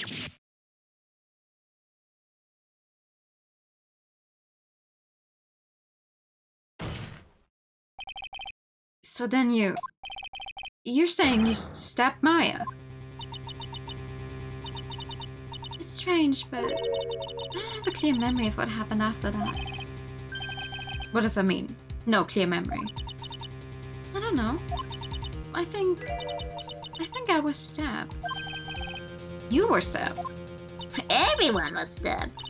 At the last minute, Maya Fate must have stabbed me, I'm sure of it. That's not like her at all. Maya wouldn't stab a French fry with a plastic fork. Anyway, I suddenly lost consciousness, but before I did, I scrawled her name on the lantern. Just as I was passing out, I wrote Maya behind my back. I had hoped it would cast suspicion on her. I can't believe she was thinking of that until the bitter end. That's when my memory temporarily stops. It stops. I don't have any memory of actually killing Maya Fei with my own two hands. My very last memory was... Maya's terror-filled eyes. When I woke up after that, I was in the sacred cavern surrounded by darkness. You were in the sacred cavern? The entrance was sealed with one of those trick locks. Somehow I had been trapped in there.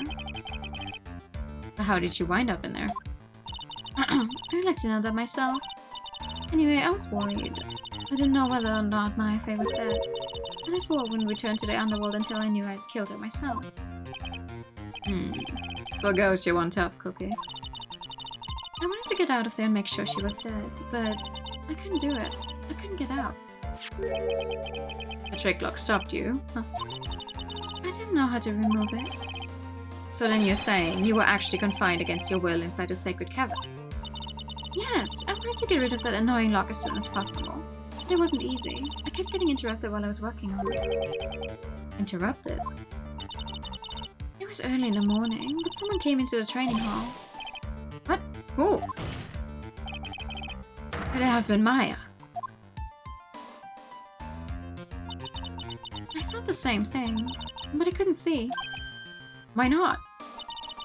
If someone had spotted me, I would have lost my chance to take revenge, so I made sure to hide myself well at the back of the sacred cavern. You have no idea how thick the plot is actually going to be. The morning, only 2 people could have gone into the training hall. Maya and Girls. I also wanted to cover the hanging scroll in gravy. Still, I finally managed to remove the lock, but I was too late. What do you mean by that? The flies had already started to gather. The bridge had been fixed and the police had started the investigation, correct? Naturally, I couldn't go out, so instead, I returned to the cabin and put the lock back on myself. I realized I wouldn't get a chance to see Maya's corpse as I had hoped. But just then, Lady Luck showed up. Lady Luck? After the big earthquake, she showed up all by herself. The real Iris. She said she'd come to make sure the sacred cabin was alright. Stupid girl. I came out from the sacred cabin and got a feel for the situation. I also changed her voice halfway through. Sorry. And I locked her away in my place.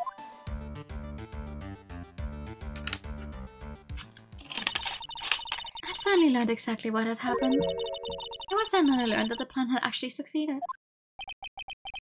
What do you mean your plan had succeeded? I had misunderstood one thing, you see. That night, the one that had summoned me, I'd assumed that it was Pearl Faye. Well, of course you would have assumed that. It was written in the instructions. But I was wrong. The person who had actually called my spirit back was... Misty Faye, the picture book author. Yeah. Well, that's really the only possibility, isn't it? After I lost consciousness in the garden, it was her body that was left lying there. I mean, who else would have channeled her if she remembers writing Maya's name on the lantern? Keep thinking. You'll get it, don't worry, you'll get it. Maya Faye, I wasn't able to kill her with my own hands after all.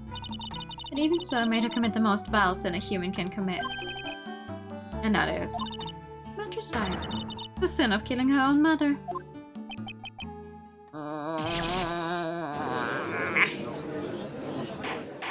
Don't worry. It's coming soon. What's the meaning of this? It's true that I was the one who attacked Maya Faye, but even so, the murderer who actually snuffed out Misty Faye's life was none other than your darling little Maya. Ridiculous. That's nonsense. Are you sure about that? Just think about it. There's even evidence supporting these facts, isn't there? What do you mean? What is this so-called evidence? The fact that Maya Faye has disappeared is evidence enough, isn't it? Huh? The idea that she's still in the sacred cabin is just ridiculous. She wasn't able to escape from the inner temple, that much is obvious. In that case, there's only one place she could be. Where? You have to spell it out. The bottom of the Eagle River, where else? Eagle River? Maya Faye killed her long-lost mother. Can you imagine the guilt she must have felt when she realized that? That's why she threw herself into the Eagle River. Most bodies that wind up in there are lost forever.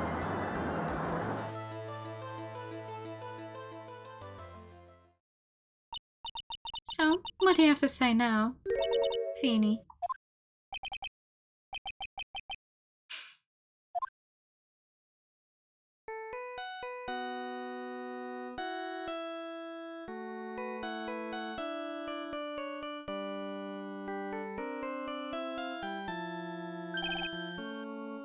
Oops. Sorry, that's my phone. What kind of ringtone is that? Godo here. Godo. Okay, thanks. Was it something important? They just finished removing the locks from the sacred cabin. That's great! What about Maya? There was a woman in the cave. Was it Maya Faye? It was the accused, Sister Iris. Oh. Don't look so surprised. I locked her in there yesterday. I just finished telling you that. So, what about Maya? Where is she? There was no one else found inside the sacred cabin. No, it can't be. I told you, didn't I? She's dead. No!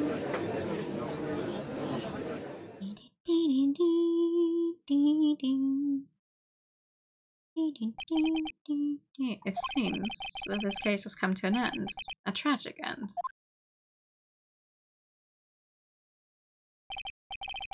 Sadly, it appears the killer of Elise Dunham, also known as Misty Faye, was her own daughter, Maya Faye. Oh yes, that's a very good version.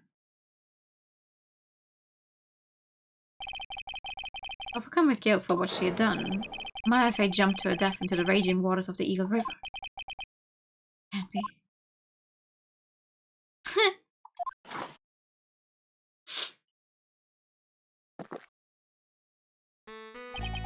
Try. Have you ever heard this one? Once you eliminate the impossible, whatever remains must be the truth. No matter how improbable it may seem.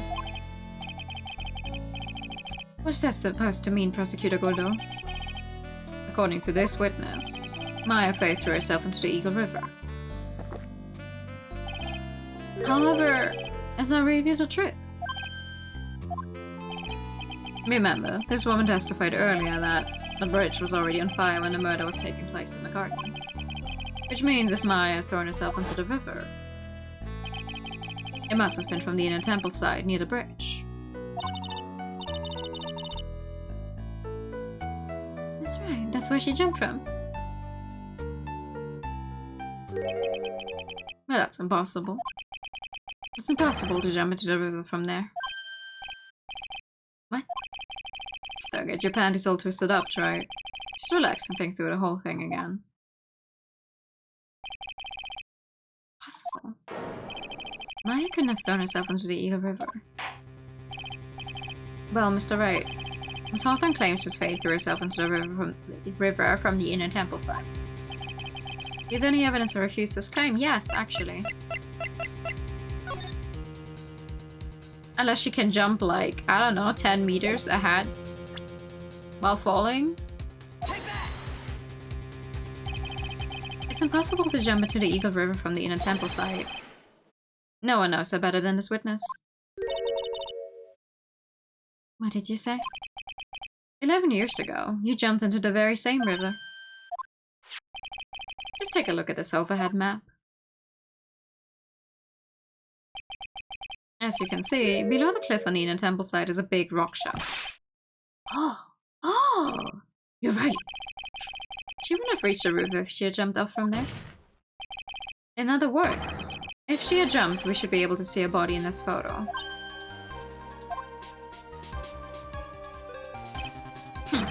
So you finally figured it out.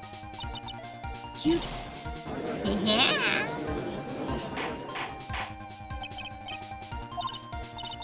You're just playing with me. Maya Faye's body's at the bottom of the Eagle River. There's nowhere else she could possibly be hiding.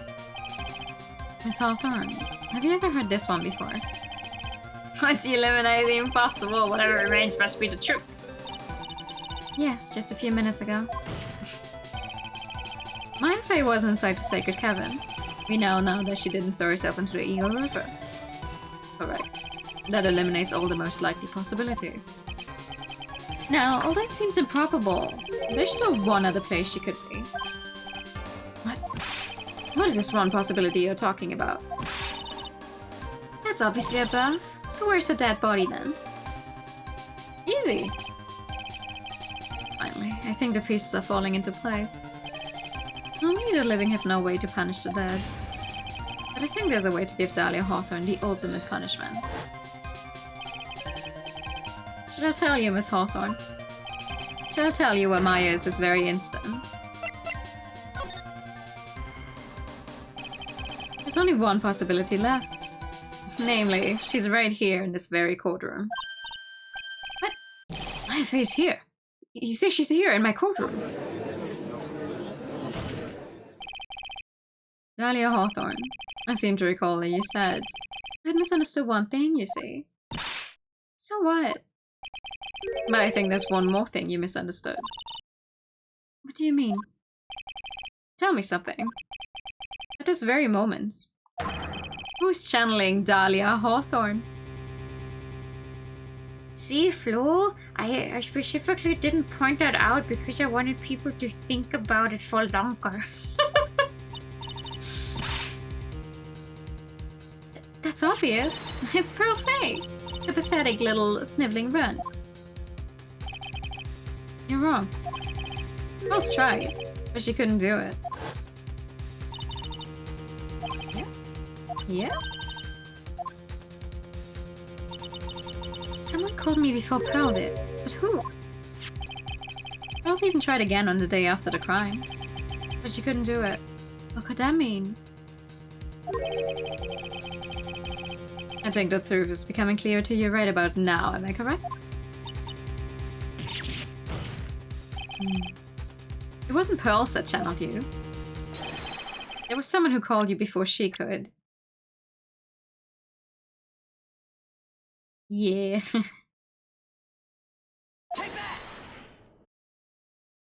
It's funny because we see Pearl before the trial, so we know she's there. It's just her, but most, like, the other characters wouldn't know. This is an easy one. Pearls couldn't do it, and Misty Faye is gone. There's only one possibility left. Come on already, I can't stand detention. You're seated, Your Honor. Dahlia Hawthorne, the person channeling you right now must be Maya Faye. What? But how could that be? Remember what this witness Dahlia Hawthorne said about her goal? She said that her goal was to kill Maya Faye. Yes, that's right. But if Maya channeled the spirit of someone that was trying to kill her... Holograms, what would happen? Could it be? It looks like you finally understand, Your Honor. Well, I don't. What are you going on about? What I'm going on about is the reason Maya channeled you. And there's only one reason. To protect herself from you. To protect herself from me? Yes. On the night of the crime, you were only interested in one thing. Killing Maya Faye. The path back to Hazakura was closed off and there was nowhere for her to run. So then the problem became, where would be the safest place to hide? You mean, that's when she channeled me? All this time you thought you had been channeled by Pearls. That's why it never occurred to you that Maya's hiding place was you. Don't say that.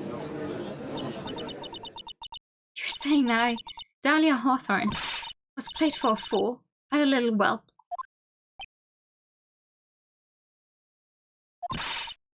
Maya Faye killed herself, isn't it obvious? Sorry, but no. It would have been impossible for her to jump into the Eagle River. This was the only avenue of escape open to Maya. The only way that Maya could disappear from the inner temple. I don't believe you. A stupid little girl like that who's never been out in the real world. She could never have come up with a plan like that. Who'd have given her such a brilliant idea? Well... There it is.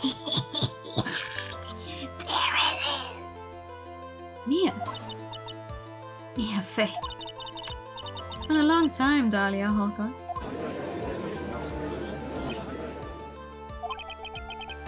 So it's true. It was you. Yes. You're something else. But what? What are you doing here? The hair. It's Pearl's, right? Tell me something, Dahlia. I want you to think back on that night one more time. You had just cornered Maya in the Inner Temple's garden. And then, in the final moments of the fight, you lost consciousness.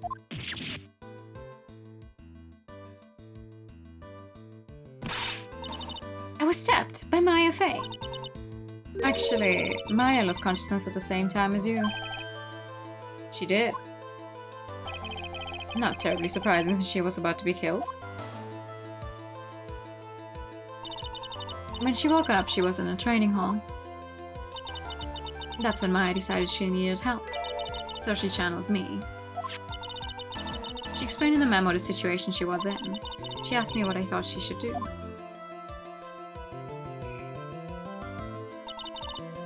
She did that. I can't believe it. Of course, I didn't have all the details.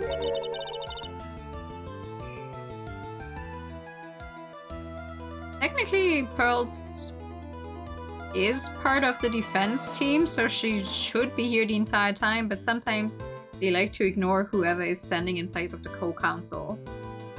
Like, co-counsel? Only counsel? Whatever. So, technically she was standing right next to us the entire time. And just not speaking up ever. And one thing was perfectly clear. And I knew that you couldn't be allowed to wander free. Free? What do you mean? It was a race against time, so I wrote down 2 things that Maya had to do. Channel Dahlia Hawthorne as soon as possible, and lock herself in the sacred cavern until help arrived. So it was Maya who put the lock on her. Yes, but why did you order her to do those 2 things? If she hadn't done it, Dahlia Hawthorne would have been channeled by someone else. By one Pearl Faye. Pearls? Yes, Pearl didn't properly understand the plan, so all she was trying to do was follow her mother, Morgan Faye's instruction. If she had succeeded in channeling Dahlia Hawthorne's spirit, things would have turned out very badly, to put it mildly. So that's how it was. Dahlia Hawthorne would have used the body of Pearl Faye to kill Maya at all costs. Yes, it certainly sounds like that was the intent all along. How dare you! I won't forget this. Why not just admit it, Dahlia Hawthorne? Your little plan was nothing but a big failure. Yes, another failure to add to the pile of shame, wouldn't you say? What do you mean by another? Think about it, Dahlia. Remember all your past crimes? Not a single one of them was a success. They all ended in failure. What? How dare you? 11 years ago. The fake kidnapping. Your very first crime.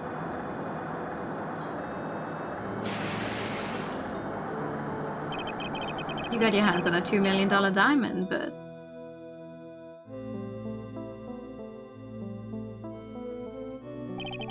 After Terry Falls escaped and went to meet with Valerie Hawthorne, the truth was exposed. Shut your mouth, that wasn't my fault. It was because of the stupid oaf of a prisoner and a weakling of a policewoman. And then, 1 year later, you tried to kill me. Well, I'm still alive, but...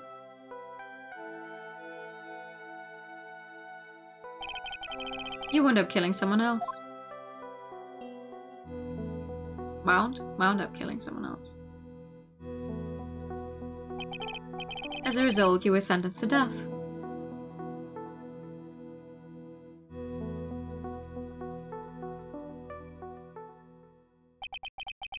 It's one stupid move after another for you, but it's no longer funny.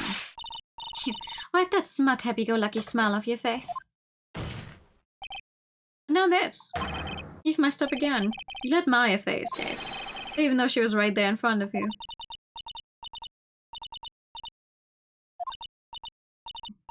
Mia Faye. Oh, that's a lot of times. You spinster.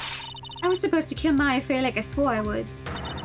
And if only you had gotten this spiky-haired jerk the guilty verdict, I wouldn't have been hanged to death. True.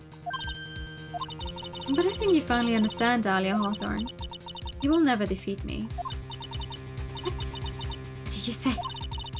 Whether you're alive, dead, or somewhere in between, you will never defeat me. As long as I'm around, you're destined to lose for all of eternity.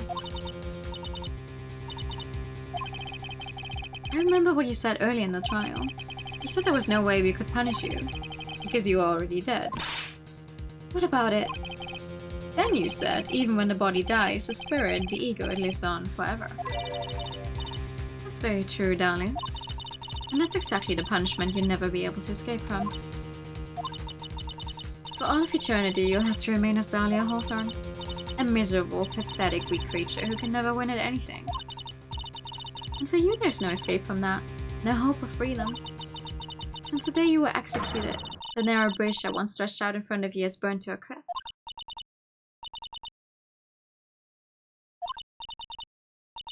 You're wrong. Can't be. How could I lose to the likes of you? I do not have the mental energy to try and go voice act her whole breakdown in an epic way, I'm sorry. It no longer matters.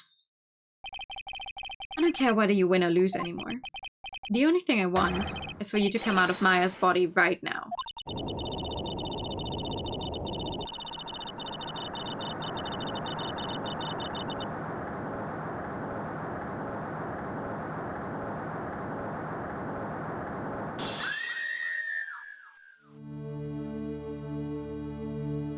Yes.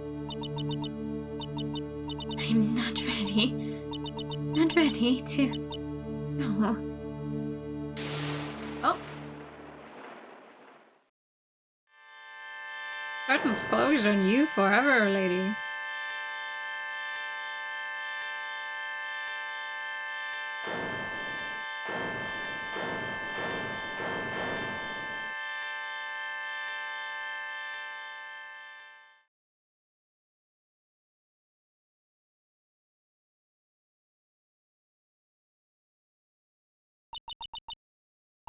Hey, sis.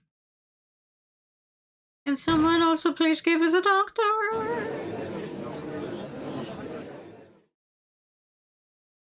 Quickly now. Now then, I assume you're the real Iris? Yes, I was just rescued from the sacred cavern. I must say, you and your twin sister are indeed identical from what I can see. In any case, it appears that everything has finally been cleared up. Mr. Godot, what happened to Dahlia Hawthorne? If you ask me, Your Honor, it looks like she went back to the hell she came from. It seems that Misty Faye wasn't the only victim of this crime. Yeah, was. Maya Faye, as well as the young Pearl Faye, were also victims of this wicked and selfish plan. Yes, Your Honor. The tragedy of medium value has finally come to an end, it seems. It would be best for everyone if no further attempt was made to channel that spirit again. Your Honor? Yes, what is it? About this whole spirit medium thing. It's almost weird how comfortable you seem to be with the concept now. Well, to be frank, my younger brother is quite judgmental. He often criticizes me for not studying hard enough. Hello? Freund? Was tust du da? Hey! Hallo? Hallo?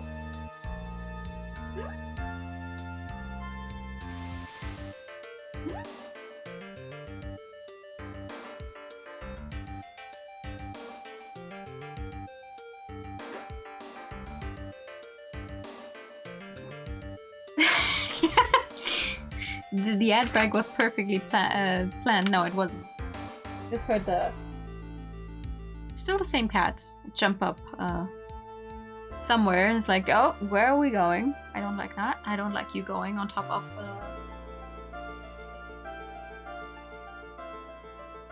my bookcase. That's not a place for a cat to be.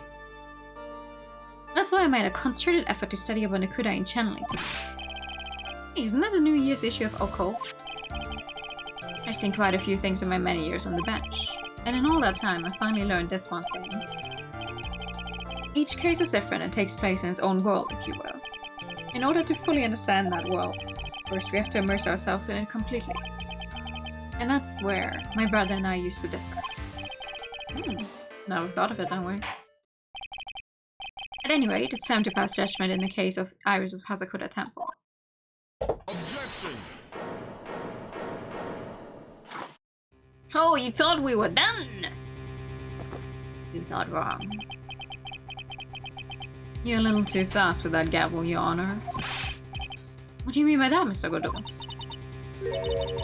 This trial, it isn't over yet, that's what he means. What? Try. Remember what Miss Evil Spirit said in her testimony? Huh? Dahlia's testimony. Yeah, have a good night, Mel. Get some rest. I cut off with her in front of the stone lantern, and then I took out the dagger I got from the storeroom. It's strange, but I don't have a clear memory of what happened after that. I think I was stabbed. Blah blah blah blah blah blah.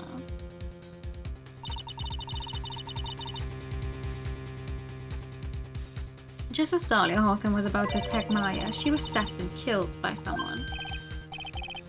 Yes, that's right. The person that was ultimately killed was a spirit medium that channeled Dahlia. Elise Stoneham. No, Misty Faye. But who killed her? We still don't know who did it. This isn't over. No!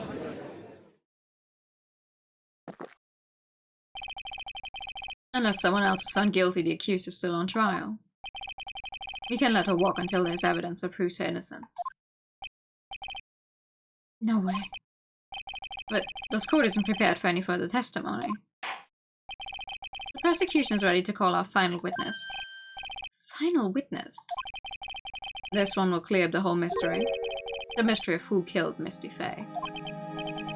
Indeed. Is it really alright, Mr. Prosecutor? Of course it's alright, Madame Attorney. Very well then. Who is his final witness? Isn't it obvious? There's one person who saw the whole event will put the final dagger in this case. Someone who saw the murder take place. The very person who saw a mother killed in front of her own eyes. You mean Maya? You can't. She can't testify after what she's just been through. We need to find the truth. The prosecution calls Maya Faye to the witness stand.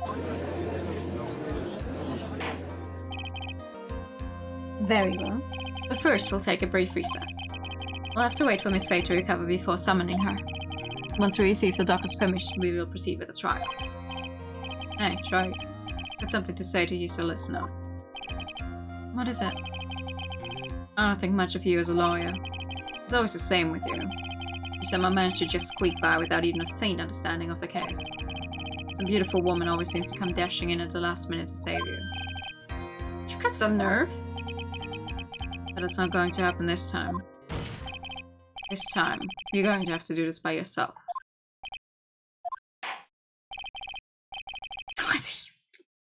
That's enough. This court is now in recess. Thank you for the hurry time and the pasta check.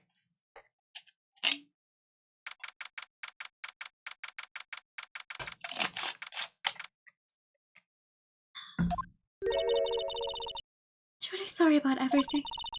You were working so hard to defend me. I was missing all day and we didn't even have a chance to talk. She's right.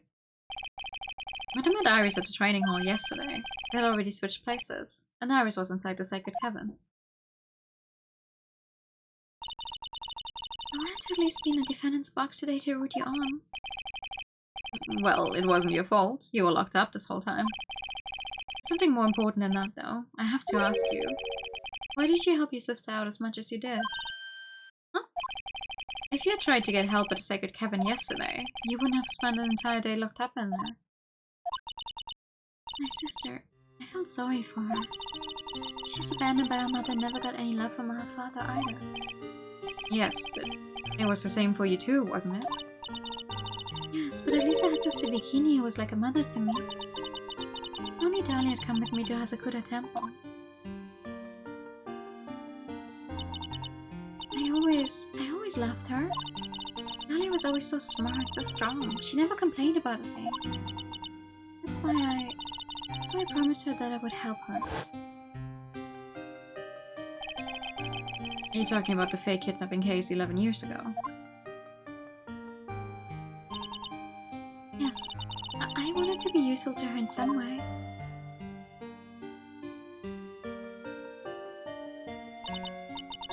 But as usual, I was too cowardly. At the last minute, I ran away. Because of that, Dahlia's stepsister Valerie ended up...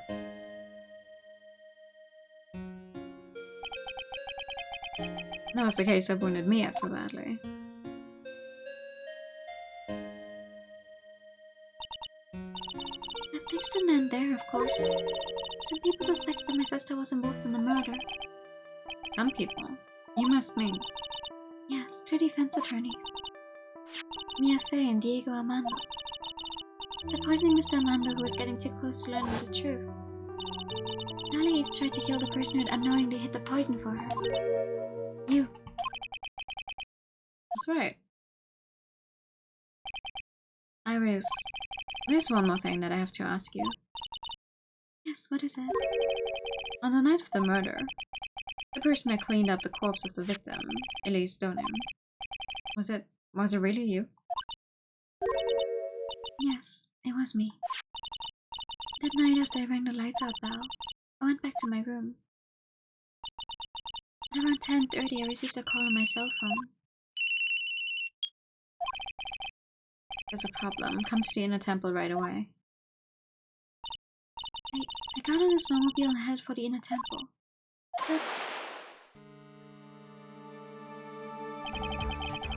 But After the inner temple was cut off, right? exactly. Oh, I hate that noise. You can't just leave the body here. You've got to do this exactly as I say, got it.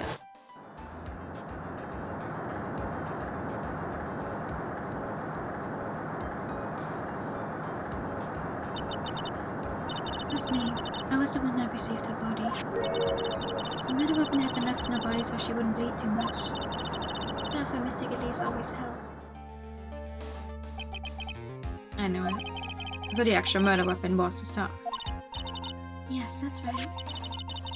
I brought the body back to Hazakura Temple on the snowmobile.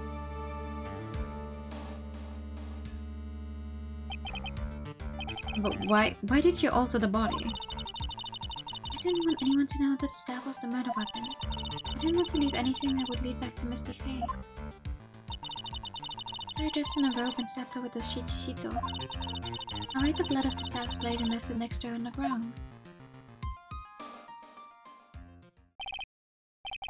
Iris, just tell me one last thing. This is the 3rd time you say just one last thing. Tell me the name of the person I called your cell phone. The real killer. Sorry, Mr. Wright. I can't do it. I can't say who did it. I see. The actual weapon used to murder the victim. Defendant. Yes? The judge is calling you. He wants you to see... What? He wants you to see you in his chambers. Okay. Here's some questions about Dahlia Hawthorne. Alright. Well then, I'll see you later. There's something I want to tell you. Okay. Something she wants to tell me. So it's true. Iris cooperated with the real killer. Maybe even from the very beginning. Phoenix. Ah, God, I hate that hairstyle on Mia Sprite so much. Like, it looks fine on Pearl. She's a small child, but it looks so stupid. Mia. How's Maya doing? Physically, I'm not worried. She'll recover completely. But emotionally, she's been hurt very badly by this case. I see. You don't mean she's learned who Elise Donim really was? Yes, I went to the medical office and talked with her. I told her everything I knew. But why? Maya's stronger than you think. I knew she could take it. All of it. What do you mean by that? I want you to figure that answer out by yourself. The trial is about to restart. The real killer. You know who it is yet? Iris wouldn't tell me who called her, but still, I think that just maybe I know who it was. The night the victim was killed in the garden of the inner temple, and the criminal wasn't just there by accident. Which means that the killer knew of Dahlia's plan from the very beginning. And one more thing. The victim was moved to the Hazakura temple site by pendulum. In other words, the criminal couldn't cast a bridge. That means they were stuck on the inner temple site for almost an entire day. Exactly, so the culprit was someone that wasn't in Hazakura temple the following day. That's as much help as I can give you. The rest of the bet was yours to win. Okay, I've got it. Thank you, Mia. Finally. It's almost time to bring this case to an end. What exactly did Maya see anyway? And who was it that actually killed Misty Faye? Whoever it was, I have to prove it. Me, all by myself.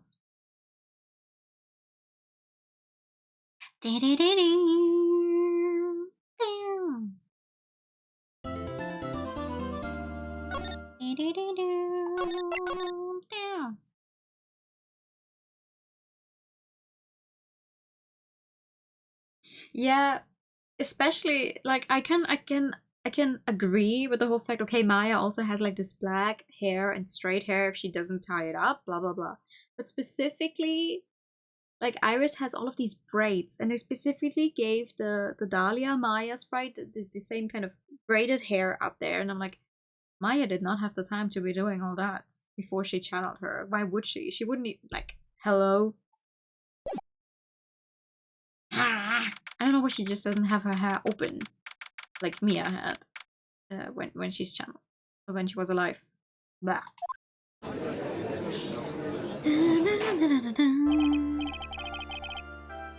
Now then, before we proceed any further, I'm going to announce the result of the test we had performed earlier. Tests?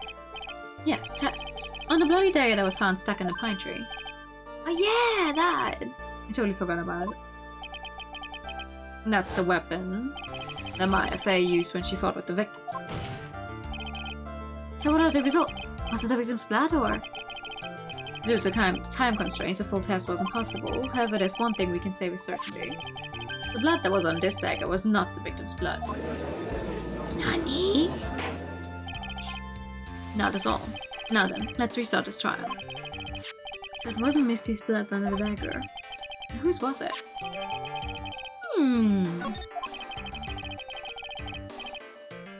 Makes no sense with the face. Yeah, for real. It's like she looks entirely the same, except the hair stays in the same style. What? I'm sure both the defense and the prosecution know this, but this trial is rapidly coming to a close. Both sides will need to show some firm evidence of their claims.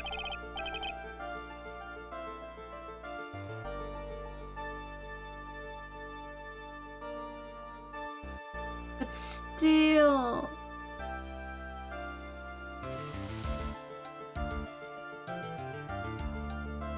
I understand, Your Honor. From what I've heard, the witness is dangerously weak, physically speaking.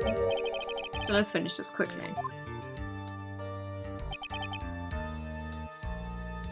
Agreed. Very well. Please bring in the last witness. To be fair, I think it's mostly just something where they were like, oh, we don't want to draw like 15 more sprites. Witness, please tell us your name and profession. Maya Faye. My profession is, I'm the assistant manager at Writing Co. Law Offices. Maya. According to the magazine I have here, you're a spirit medium of the Kurain channeling technique. I'm frightened. The Fae clan, I don't want any more to do with it. Oh, Maya. The pain the Fae bloodline causes must be unbearable. Very well. Now then, Miss Faye. When the event occurred, you were in the garden of the Inner Temple. And you witnessed the moment of Miss Elise Donim's murder.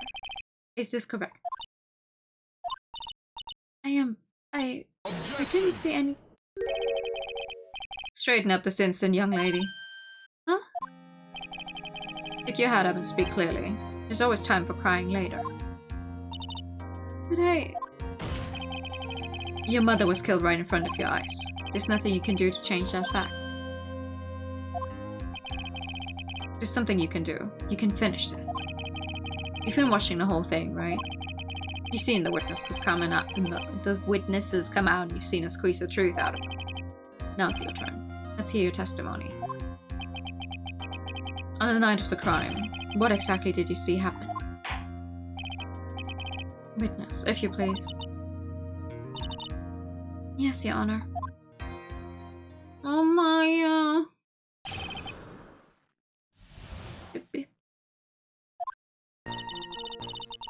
was passing through the garden on the way to a spare prep room when it happened. Suddenly, someone struck me over the head. I stumbled and ended up against a stone lantern. I think I screamed, "Help me!" Then something warm splashed over me.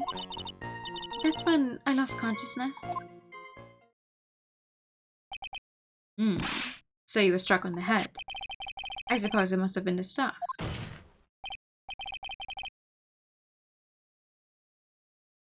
Shouting someone no food, yeah. It's crazy, actually. Like, does the strain, this must have been on her body. And then Maya's like, "Oh, I'm not strong enough," or Pearl's spiritual powers are so much stronger, I need to train more. Girl, you just channeled someone's... I think she's plenty strong. Maya, the person who hit you, it was Dahlia Hawthorne, wasn't it? I'm sorry, Nick. I couldn't see. I don't know who it was. Maya, think hard. Sorry, Nick, but I really couldn't. I'd say it wasn't an especially good night for young ladies to be walking around alone. It seems that it will be hard to determine a criminal through testimony alone. Very well then, Mr. Wright. Please begin your cross-examination. Maya, hang in there. She doesn't look well at all. Well, no. Of course not.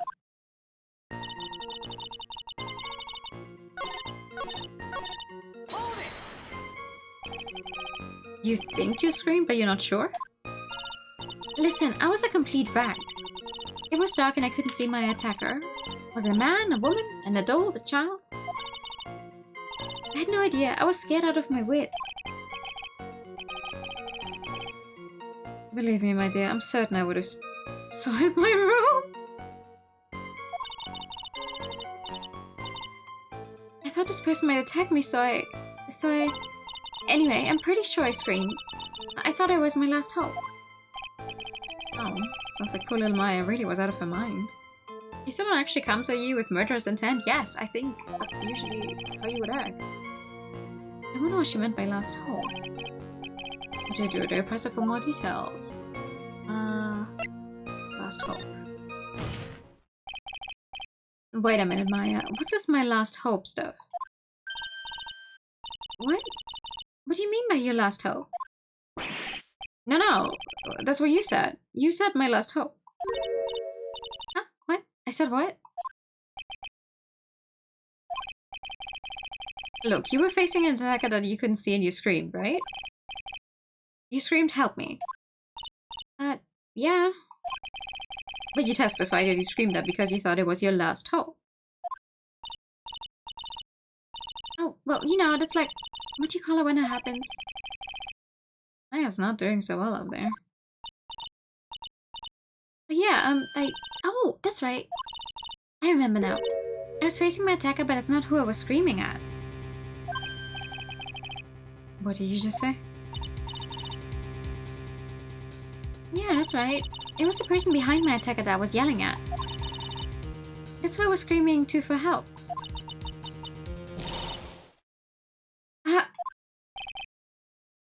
What is it now? I messed up. I didn't mean to let that slip out. Huh? Witness, are you absolutely sure of what you're saying? Behind the attacker, there was another person. I meant to keep that part a secret. Have I done?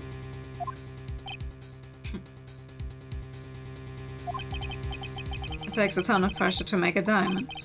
That's what I always say. Ton of pressure. You're in a court of law here. You can make things up or try to hide things in his chamber. Witness, the information you just presented is vital to the case. I want you to add it to your testimony. I could see a man behind my attacker by the light of the stone lantern. But the stone lantern wasn't lit.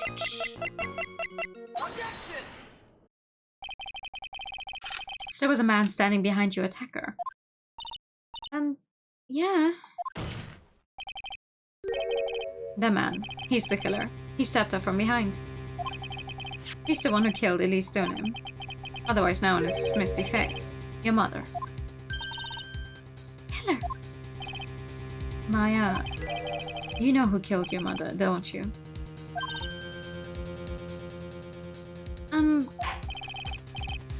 What is the meaning of this, Mr. Wright? To be frank, Your Honor, I think she's in shock and quite confused. That's why she hasn't noticed a huge problem with her testimony. Huh? What do you mean? What problem? Maya, on the night of the crime, the stone lantern was out of commission. What? It's true. There was no light anywhere in the garden that night.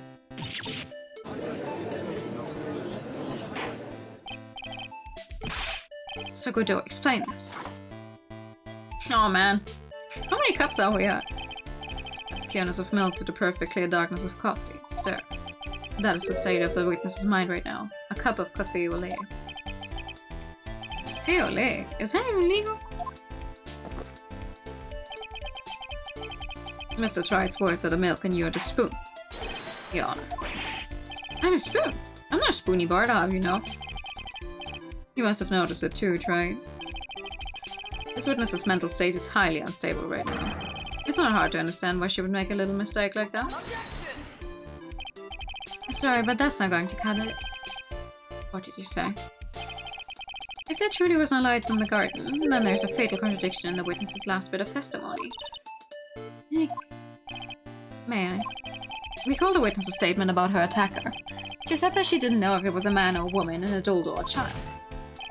And yet, the witness could describe a person that was standing behind her attacker, and she quite clearly described him as a man.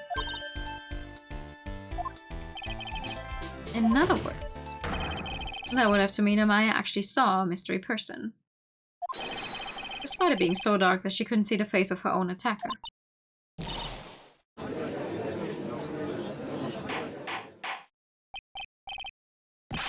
What in the world does this all mean, Mr. Wright? Are you saying Miss Faye saw the real killer under pitch black conditions? Objection! Try. Do you have any idea what you're proposing?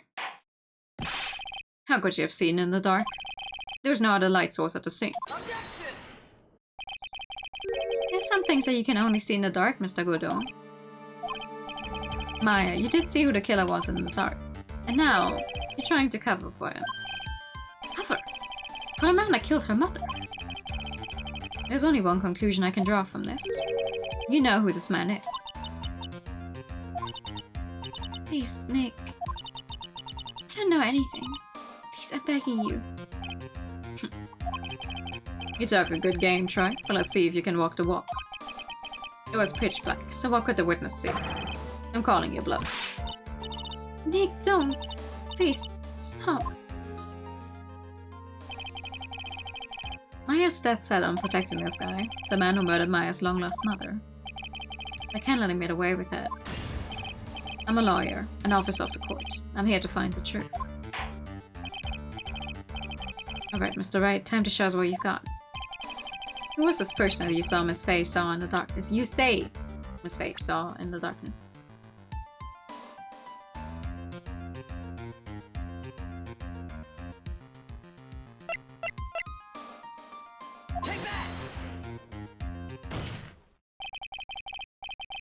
Because it was pitch black, Miss Faye was able to recognize the killer easily.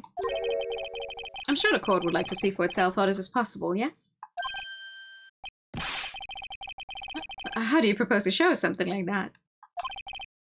It's easy. You just need to recreate the conditions of that night. Conditions? Your Honor, the defense officially requests that all the lights in this courtroom be turned off.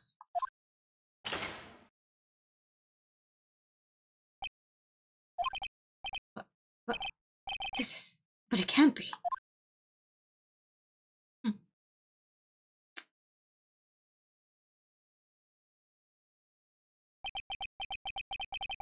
That was a nice bit of deduction. Try.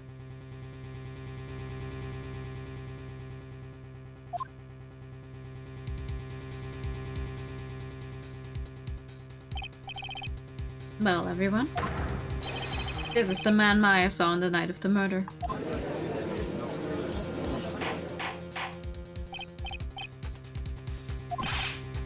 Prosecutor Godot, what is the meaning of this?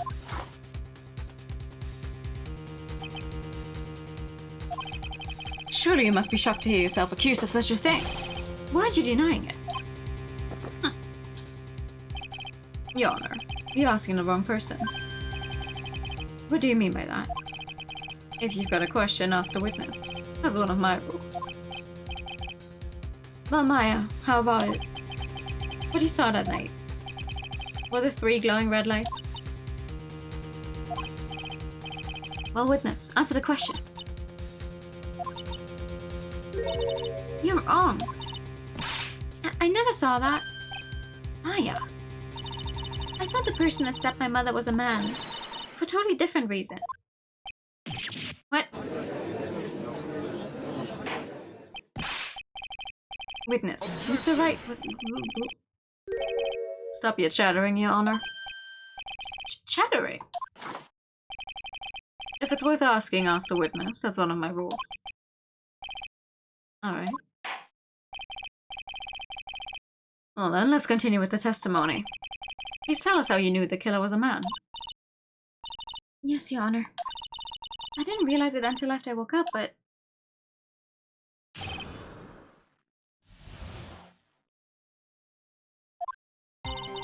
When I came to, I was just lying there on the training hall floor. By the time I got back to the garden, the place had totally changed. The torches were lit and the body was gone. And all of the snow around the stone lantern had been carefully cleaned up too. Since the person did all that work alone, I just assumed it was a man. So it was after the crime took place that the witness came to think the killer was a man. Yes, that's right. I'm sorry, Your Honor, No need to apologize. It's as Mr. Godot said, you're utterly exhausted. It's only natural that you would be a little confused. Also, if you consider the situation you described, it doesn't seem too much of a stretch to assume the culprit was a man. Mr. Wright, proceed with your cross-examination.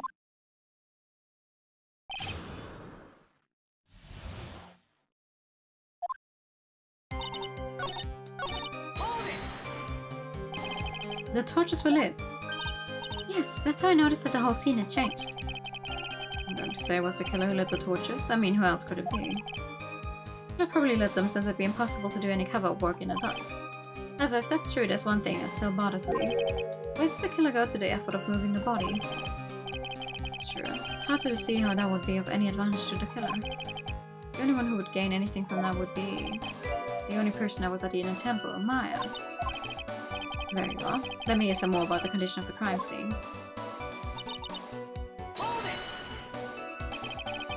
So you're saying the killer cleaned up the snow? It did look really odd. The snow was removed in an unnatural-looking rectangular shape around the lantern. There were a lot of shovels around the inner temple, but they're all really heavy, way too heavy for me to use. An odd fellow indeed, this killer. Why on earth would anyone want to take snow away? There's one thing I can think of. Didn't you say that a lot of the victim's blood sprayed onto the snow? Yeah, the area collapsed and ended up being splattered.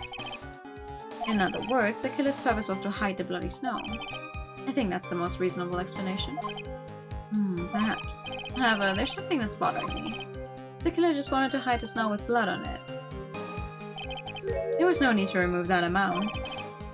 It's true. He could have scooped up just the snow that was stained with blood. Looks like there's some mysteries behind this issue. I think this will help explain them.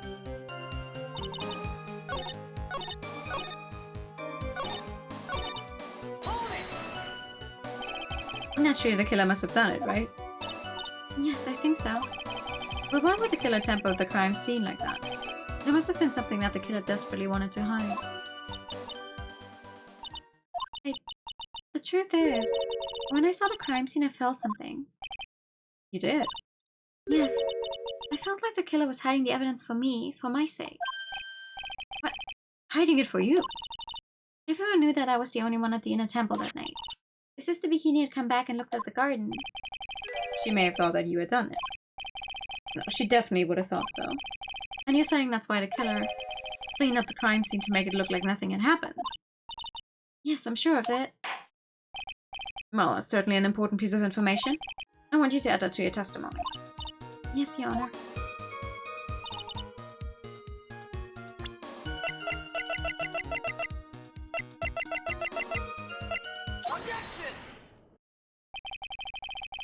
The body of Elise Stoner was carried all the way to Hazakura Temple's courtyard. Then at the garden, the real scene of the crime, stone that we suspect was covered in blood was scooped up and removed. It's reasonable to believe that all this was done in an attempt to hide the true crime scene. However, there's still one matter that seems somewhat odd. Oh, and what would that be? You must have figured it out by now, Mr. Godot. It's a message written in blood on a lantern. It was written very clearly on the white stone lantern. Maya. If the killer was so motivated to protect Maya from suspicion, then why didn't they wipe the writing off the lantern? You're right.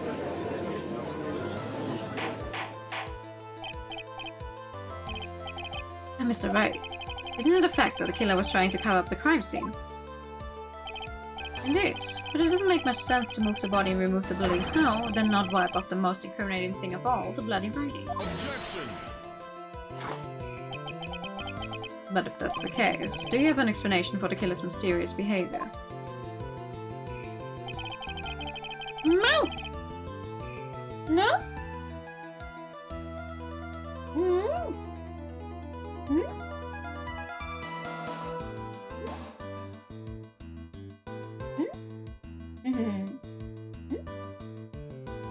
Cat number 2! Don't do that. I don't want you to accidentally turn off my computer. That would be nice.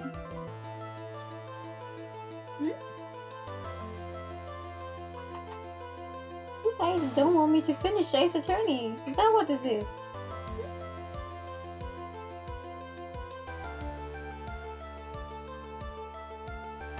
Why would this killer move the body and remove all that snow, but then leave the bloody writing in the lantern?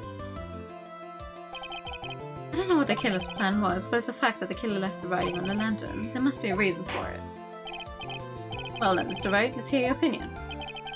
Why did the killer leave the message written in blood on the lantern?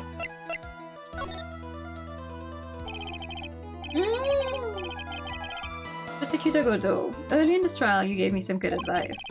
Once you eliminate the impossible, whatever remains must be the truth. Maybe you're not as dumb as I thought. The real killer wanted to disguise the fact that a crime had occurred there. If that's the case, they wouldn't have left the bloody writing on the stone lantern on purpose. Therefore, it must mean that they didn't notice it. But that doesn't make any sense. The torches were all lit and everything. There's no way any normal person would miss something as glaring as that. You're right. There is no way any normal person would. What are you trying to say, Mr. Wright? Was denn? No. Was denn? Oh, it's 10:30 at night. Man.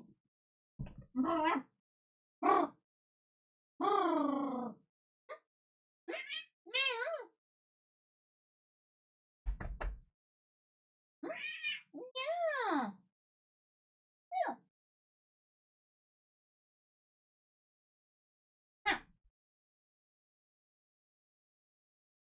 Will you let me finish my game? Yes or no? Ah. Ma. Okay.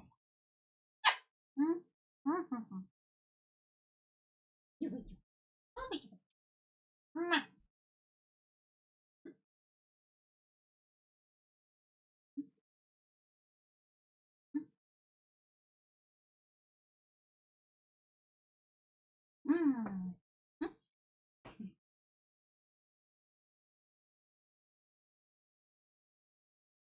It's attorney cat %. Yeah. But it's the second cat. It's a different cat now. It's the fluffy one. There's only one person involved in this incident who could have missed seeing the bloody writing altogether. And who would that be? Who is the person who could have failed to notice the bloody writing? Well, as I've repeatedly said... Mr. Godot. This is what you said yesterday. I said it's pretty messed up. Yep, can't Can't see everything. Can't see everything. Is that correct, Mr. Godot? His lantern was submitted as evidence today. I would like the court to think back to the moment it was first presented. Yep, it's as clean as a whistle. Mr. Godot, just admit it. There are certain colors you can't see, correct? You can't see red on a white background, can you? That's right. We went through this once before. During the poisoning case at Tribulations.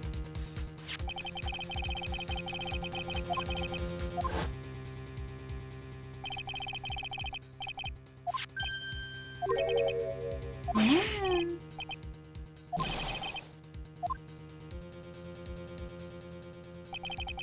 You could see the coffee on the white apron, but you couldn't see the ketchup because it was red.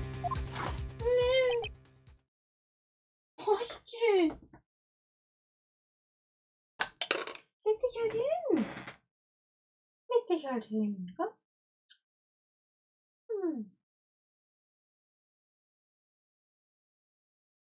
Musikbär. Ich habe jetzt echt keine Zeit für dich. Nein. Nein. Leg dich halt hin.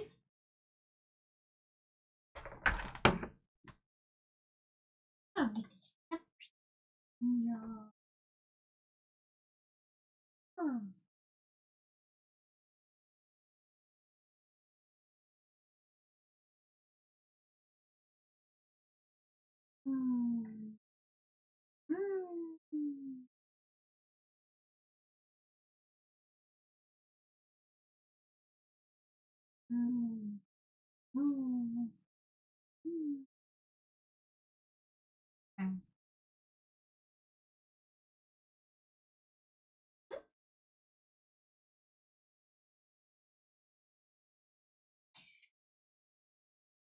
Because the funniest thing is, if he gave me like half an hour, so we could finish up this game, I could cuddle him for however long he wanted, but in half an hour, he's going to not be in my room anymore.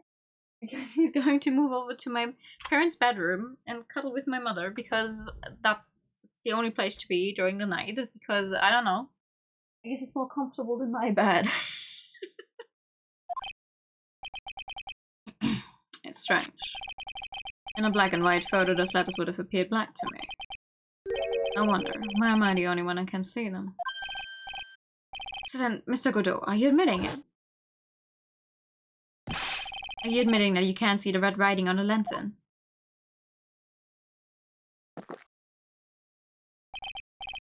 Hey, Gramps. Didn't you know? That's the reason why I don't drink red tea.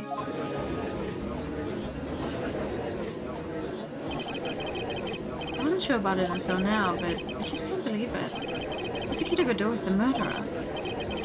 There's no going back now. I finally figured out the truth.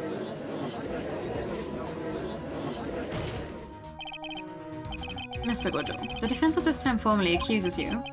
You're the murderer of Miss Elise Donin, also known as Miss Misty Fey. It's hard to believe this may be true, however, once again Mr. Wright has brought up a disquieting fact about you. And he's gone. Just make sure you don't fill out the indictment in red ink, Gramps. Come on, how does a little graffiti make me into the killer? Besides, it's not like it's my name that's written there. I'm certain that the killer wasn't able to see the color red. This is rich. Do go on, try it. The answer's right there at the crime scene. In the snow. Snow? How so? Well, for example, why did the killer move all that snow? Your Honor, you said it yourself. If you wanted to hide the bloody snow, why not take out just that area? So didn't he, Jake? Just that area? Could it be? Yes, the killer couldn't see the red blood that had seeped into the snow. And so he had to remove all of the snow.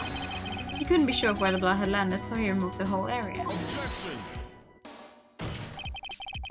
Isn't it more likely that the killer couldn't see the blood because it was dark? Not a chance. The torches weren't lit. He would have been able to see just fine. Seems that once again, this trial has taken an unexpected turn, to say the least. Can you explain this, Mr. Godot?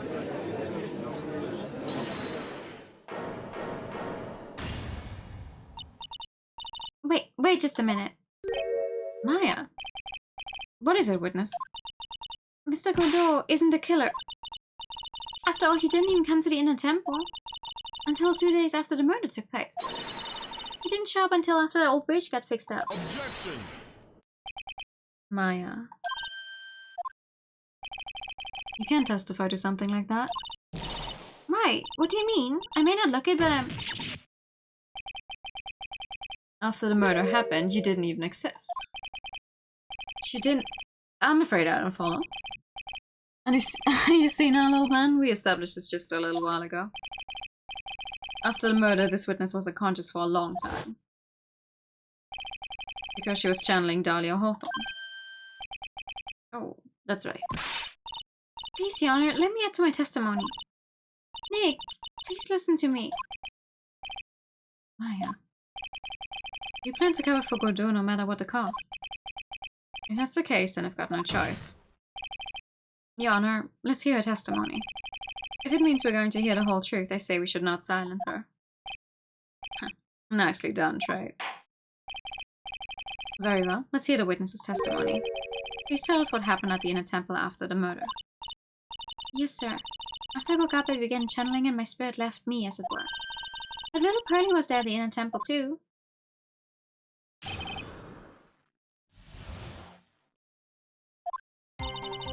Pearlie was also stuck on the inner temple side that night. The next morning, she looked around but couldn't find anyone. The next day, when the bridge was finally fixed, she was in a spare prep room. That's why Mr. Godot arrived at the inner temple for the first time.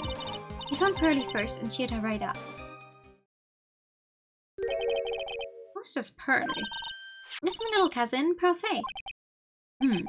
So when did you hear about this? Just a while ago, when I was in the medical office. I'm terribly sorry, but what you heard from someone else is simply not admissible as testimony. What? Come on. Pearlie would never tell a lie. She's a way more honest person than I'll ever be. Real smart, Maya. You always know the best things to say when you're under oath. The prosecution has no objection. We believe the witness. Mr. Godot. Let's just move on to the cross-examination, if the defense has no objections. This is highly unusual, but, well, Mr. Wright. Let's get this cross-examination started. Let's do it.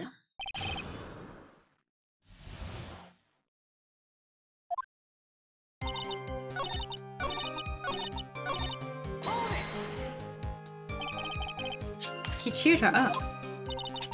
That's what Pearlie said. She said he was a very nice older gentleman. Thank you for looking after my cousin, Mr. Godot. And he always thinking you were nothing more than a coffee addict. Cut it out. You're making me blush. This guy's really beginning to get on my nerves in more ways than one. The truth is, there aren't that many places to look on the inner temple site. The policemen were all busy going over the garden with fine-tooth combs. So I decided to carry out an investigation in my own way, Godot style. I'm the same way. I like to handle verdicts in my own way, judge style. Maybe we should ask some questions, Phoenix style. You said that you conducted an investigation of your own. Did you find anything? It looks like my investigation went about as well as yours, Troy. After all, I didn't miss the bloody writing on the lantern. Well, I didn't miss it, so speak for yourself, Goggles. After this, you're gonna have a dinner, Shadow style. After this, I'm gonna have a good night's rest, Nua style. Hopefully, maybe. I am tired. Hi, Mary, thank you. The only odd thing I discovered was the beauty in the training hall. Beauty? Misty Faye, naturally. Clad in her stunning Japanese garb, surrounded by the hue and aroma of Western tastes. Western tastes? Could you find a stranger way to describe gravy? So from there you headed for the prep room. Wait a sec, what did Godot say just now? I think I just found his proverbial weak spot. Only one thing of any importance here. Where was Godot when the murder was taking place? He must have already been at the inner temple when it happened. Otherwise, he couldn't have killed Elise Stoneman.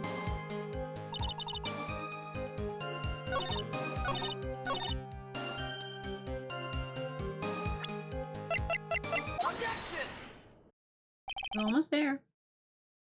Mr. Godot, the first time you crossed Dusky Bridge and went into the inner temple was long before the murder took place. Why do you say that? Because he just made one fatal slip-up. The hanging scroll in the training hall. Hanging scroll? But Mr. Godot's right. The scroll shows a picture of my mother. Maya, I know you know who it is, but there's something you didn't know. By the time the bridge had been repaired 2 days after the murder, the hanging scroll in the training hall looked like this. It's a wonderfully delicious smell. How would you smell a picture? The morning after the crime, someone covered it with gravy. Gravy? But why gravy, Nick? Because gravy was much more than a condiment to the culprit. Well, Mr. Godot, if you really hadn't seen the hanging scroll until after the murder, you wouldn't have had any way of knowing that it was Misty Faye. Wait a minute, Nick. Yes. Take another look at the hanging scroll.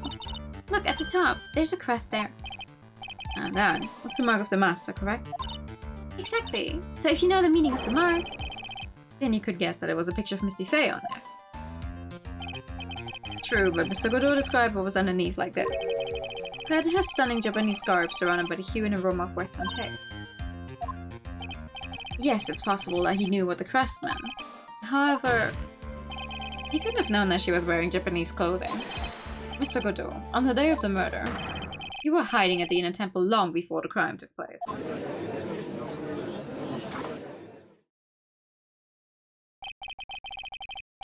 Can I ask you just one little thing, right?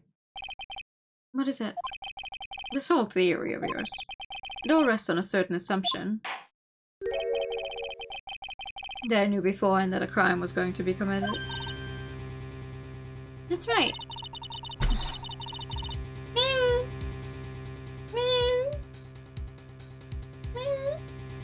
Itu sardin.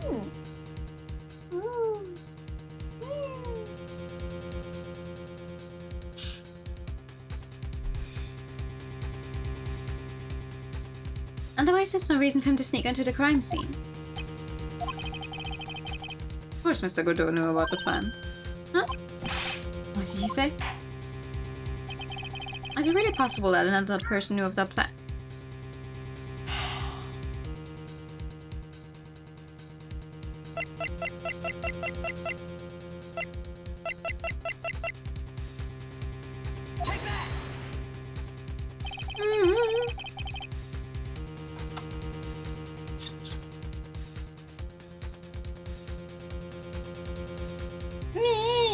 Leg dich hin. Sch-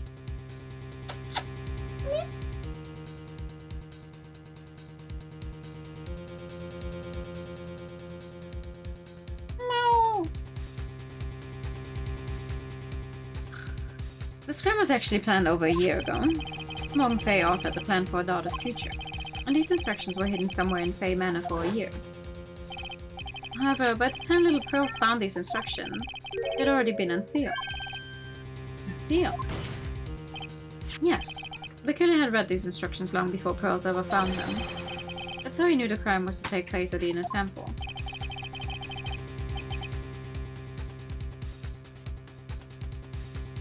And you still insist this crafty killer is me? You bet I do. Well, you just said that the instructions were hidden. That's right. Mr. Godot couldn't have known where the instructions were hidden. If he really wanted to know, he had one great chance to find out. Yes, and when was that? During a visit. A visit? Mom Faye told her daughter Pearl about where the instructions were hidden. Oh my god! Katze!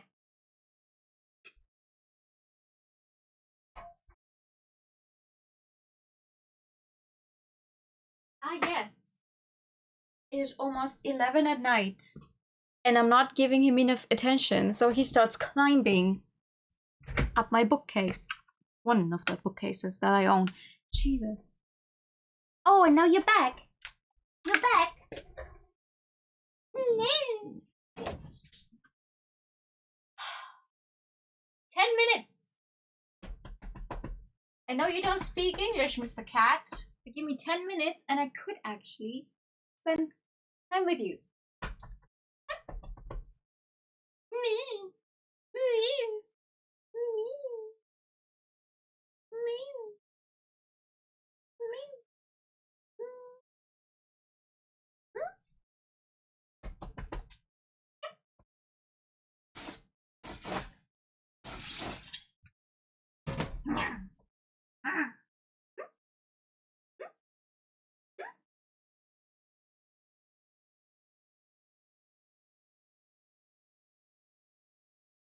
So close to the end of the game.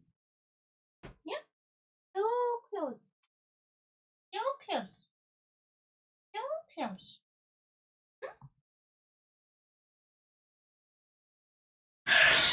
Sorry. I love him. I love him to bits, but he's one of our most vocal cats. It's like, if he doesn't get the attention he wants, Meow, meow, meow, meow, meow, meow, meow, meow. and then he starts climbing furniture, so you have to check on him. During one of our visits to the detention center, that would be the only time for someone to have learned where they were hidden. Eavesdropping on a visit at the detention center. Yes, it could be arranged if you were someone with easy access in and out of there. Like, for example, a prosecutor such as Mr. Godot.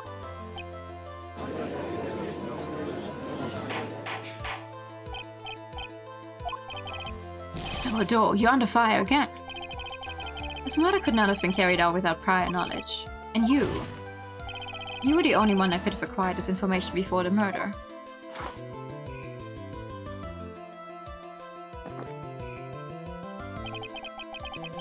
Humans are afraid of the dark, and yet, at the same time, we're fascinated and bewitched by it. Maybe that's why humans drink the darkness out as coffee.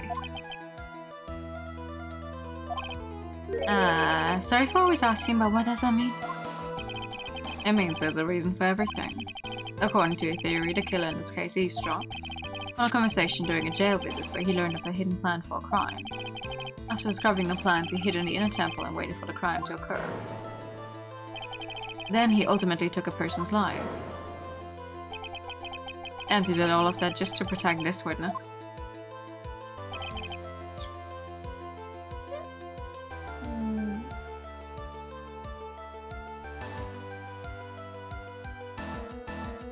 That's right. If you're accusing me of this crime, I have to ask you, why would I do this? This girl is nothing but a stranger to me. I've got no reason to go through that kind of trouble to protect her.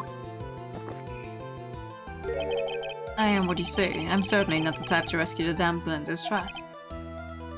The killer's behavior is certainly extreme, for lack of a better word. Even considering that the killer wanted to protect his witness's life, his behavior is still a little too unnatural. However, you had a good reason, didn't you, Mr. Godot? An unshakable reason that forced you to protect this witness at all costs. I knew it.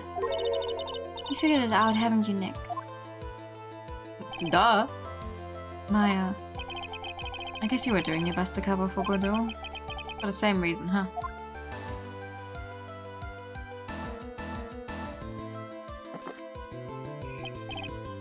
Okay, try it. I'm all ears. Let's hear it. It's very simple. Maya Fey is a lot more than just a stranger to you. What's this?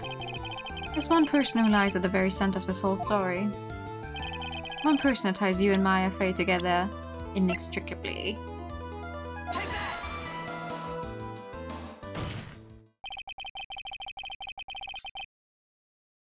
There's a very good reason why Maya Fey's life is so precious to you. After all, she's Mia Fey's only sister. Mia Fey. You once worked alongside her. That was when you were a defense attorney. Wait a second here. Mr. Godot is a defense attorney? With your honest piercing intellect, you must have figured it out by now. The real name of this man who calls himself Godot.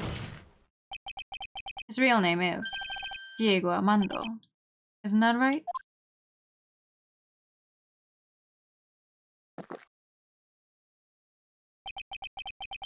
The last time someone called me by that name was over 6 years ago. Diego Armando. That name rings a bell. It should, Your Honor. All of this is related to a single case. A case in which a convict named Terry Falls killed himself. Mia faced first time in court. The tragic outcome left a deep wound in her heart. She knew that behind it all was a heartless, scheming demoness in disguise. But in the end, Mia couldn't tear off that disguise. However, there was one man who reached out to help her. Diego Armando, a senior defense attorney at the office where Mia worked. It's my fault. It's all my fault that Mr. Falls killed himself. Mia, you can't cry yet.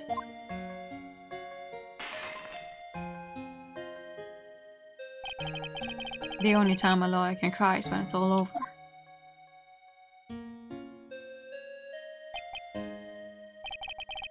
I was moved by her. The way she put all her faith in her clients, the pure sweet heart of hers. That's why I could never forgive Dahlia Hawthorne.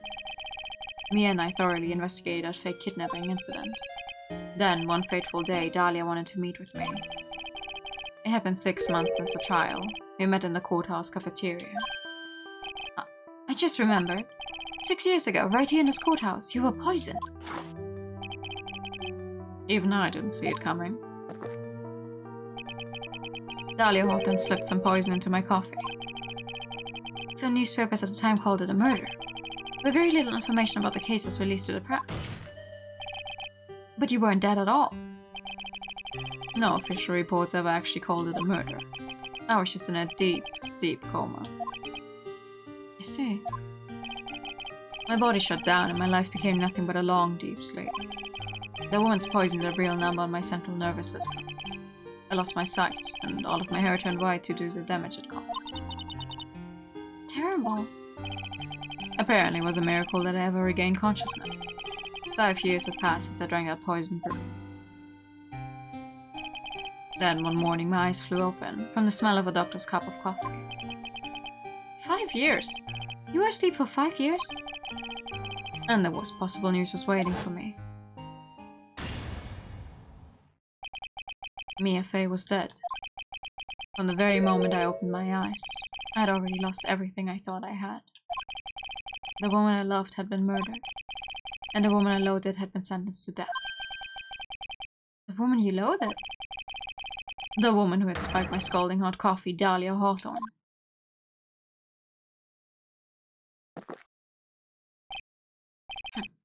Good old Mia. She didn't let me down. She got her revenge before she checked out. In the end, there wasn't anyone waiting for me when I woke up. It's so sad. For someone like me, for someone who had slept away their best days, there were only 2 reasons left to live. And it was for those 2 reasons that I decided to become a prosecutor. If I may ask, what were your 2 reasons to live? First was you, Trade. Huh? Me? If I hadn't drank that stupid poison, Mia Fey never would have died, much less the way she did. You were the only one who was there to protect her, but you let her die. It was all your fault. It wasn't like that. I wanted to see for myself what kind of a man you really were. So that's why you became a prosecutor? My other reason for living. She goes by the name of Maya Fey. You mean me? You were the only way I could make up for the sin of not saving Mia. 1 year ago, when the Kurain village incident was resolved, it was obvious that Morgan Fey was planning something. Whatever her evil plan was, I was determined to stop it. My role as a prosecutor put me in the perfect position to do something about her. That's how you overheard Pearl's visit with Morgan at the detention center. I knew that the time was drawing near. Since I knew the plan, I thought I could foil it. My goal was to outwit the plan. I thought if I could do that, I could keep that girl from being caught up in it. That makes sense. If Pearl had known that the actual purpose of the plan was to kill Maya, she never would have helped out.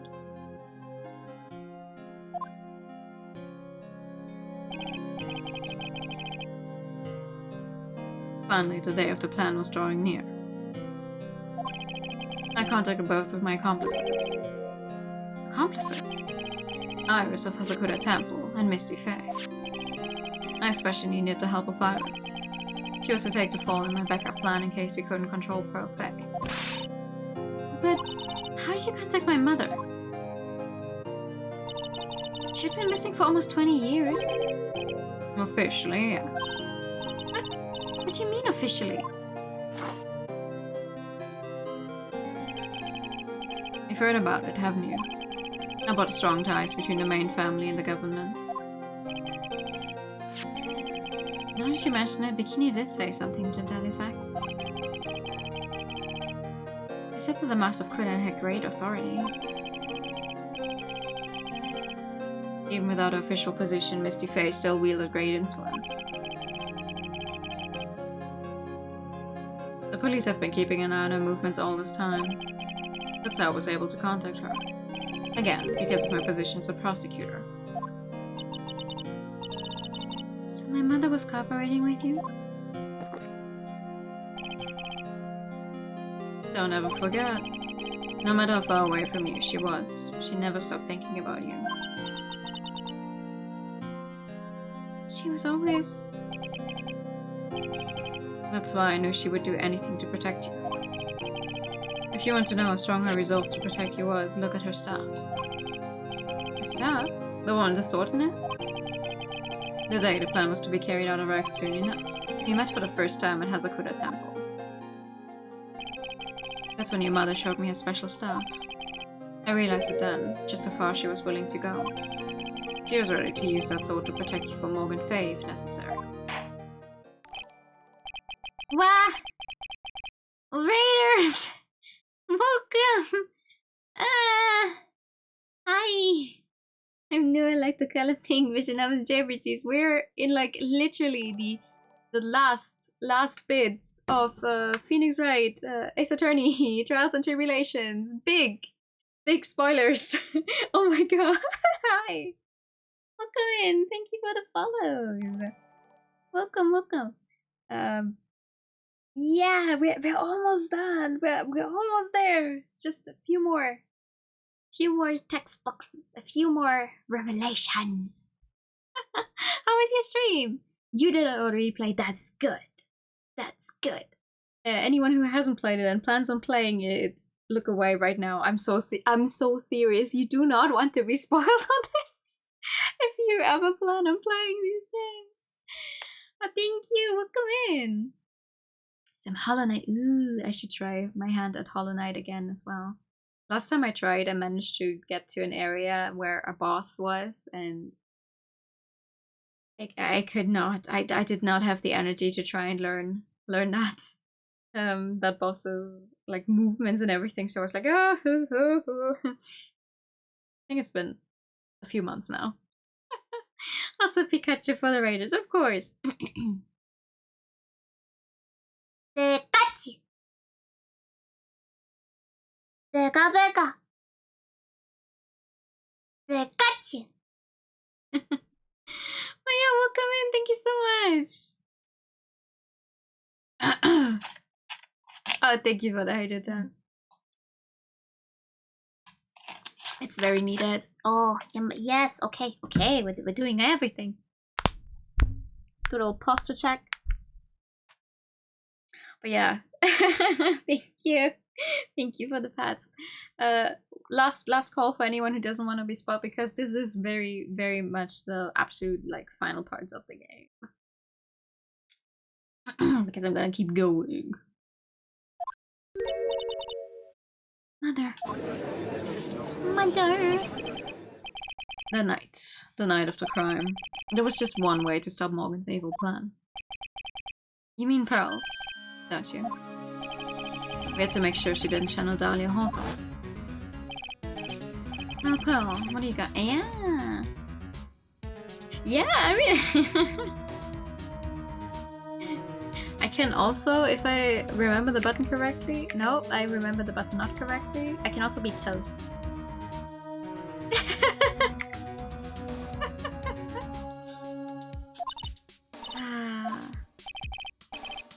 him to my room, yeah. We thought we could prevent her from playing her part in Morgan's plan. You have too many points. Alright, thank you. She never showed up. She was worried and followed me to the inner temple. That was the thing we were most afraid of. And that's why Misty Faye had to do the channeling herself. She channeled Dahlia Hawthorne into her own body. What do you mean? If she channeled the spirit first, then Pearls wouldn't be able to do it herself. As Master of Kurain, Misty Faye's power was supreme. So that's how it went down. She channeled Dahlia Hawthorne so that Pearl Faye wouldn't be able to.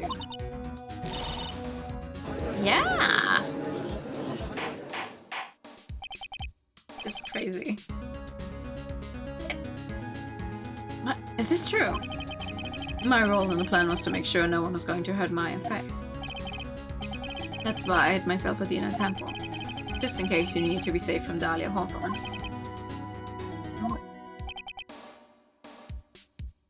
I love Maya's surprised face, and I'm so sad. You're going to see it at some point when we move over to the newer games that feature 3D models. It's not as goofy looking anymore, and I'm so sad. Anyway, that's all I'm going to admit to. Try it. Huh? There's no doubt about it. You're a great defense attorney, but you're going to have to do the rest yourself. The background leading up to this incident has been laid bare. There's just one question remaining, Mr. Wright. Who killed the victim? There are only two possible suspects right now. Maya Faye, and I'm sad to say, you, Mr. Godot.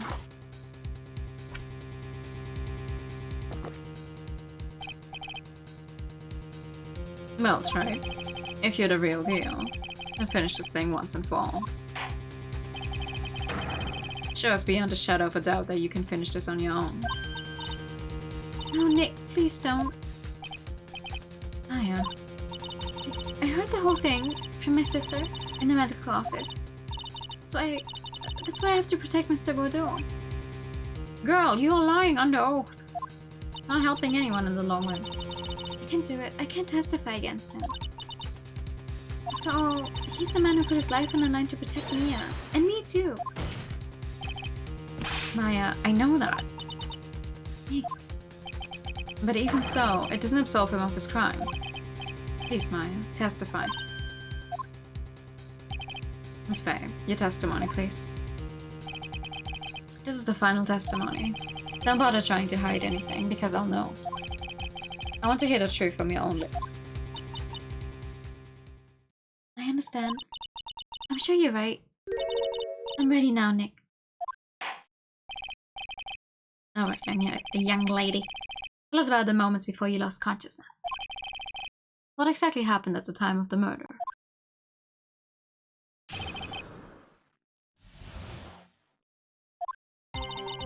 Just before it happened, I think I saw some red lights, 3 of them. I thought I asked for help, but just when I was splattered with blood. Just then. She wasn't dead though, and she struck back at the enemy behind her. Suddenly the red lights went out and the whole area was dark. Just at that moment, there was a horrible scream. Right after that, Dahlia collapsed and I lost consciousness. These red lights. I thought you said you don't remember seeing them. I mean, she still has a shocked sprite, I mean. Oh, oops. She still has a shocked sprite, but it doesn't follow, like, the same as a shocked model, I guess. It doesn't follow the same as the sprite. Yeah! But overall, I still think there's some of the goofiness is just completely lost in the 3D models overall. That's what I mean. Sorry. I thought I saw them, but then they disappeared all of a sudden. Things bragged, right? Even the best of theories. Who was it that stabbed Misty Faye? It looks like you still can't prove it. Maya's telling the truth this time, I know it. The rest is up to me. Well then, Mr. Wright, proceed with your final cross-examination of the witness. Doing it. This time we're really doing it.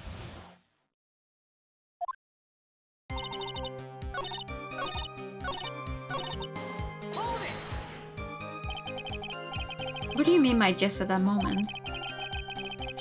Do you mean the moment when the red lights went out? Yes, that's right. The scream that you heard then, was it Dahlia Hawthorne? I don't think so. I'm pretty sure it was a man's voice. What? So then that scream came from the killer. That's got to be it. I think Dahlia Hawthorne must have taken the blade and attacked the killer with it. And then the killer let out a scream of pain, huh? After that, the killer stole the blade back and delivered the final blow, I guess. Well, Mr. Wright, it seems to make sense to me. Sounds like a reasonable deduction, but I still kind of wonder. I'm sorry to say this, but that interpretation would create an enormous contradiction. That makes sense. After all, my deductions are almost certainly never correct. You're so refreshing, Mr. Judge. Remember the testimony she just gave? Before the killer let out a scream, Maya said she had already been splattered by the victim's blood. In other words, the blade and the staff had already been plunged into the victim. Is that right? She couldn't have struck back with a sword that was already stuck on her body. The weapon that caused the killer to let out a scream must have been something other than the staff. If you're so sure about that, then don't keep us waiting any longer, Trey. There's only one thing I can think of that could have been used as a weapon here. If Dahlia Hawthorne had already been stabbed in the back by the staff, what could she have used to strike back at the killer?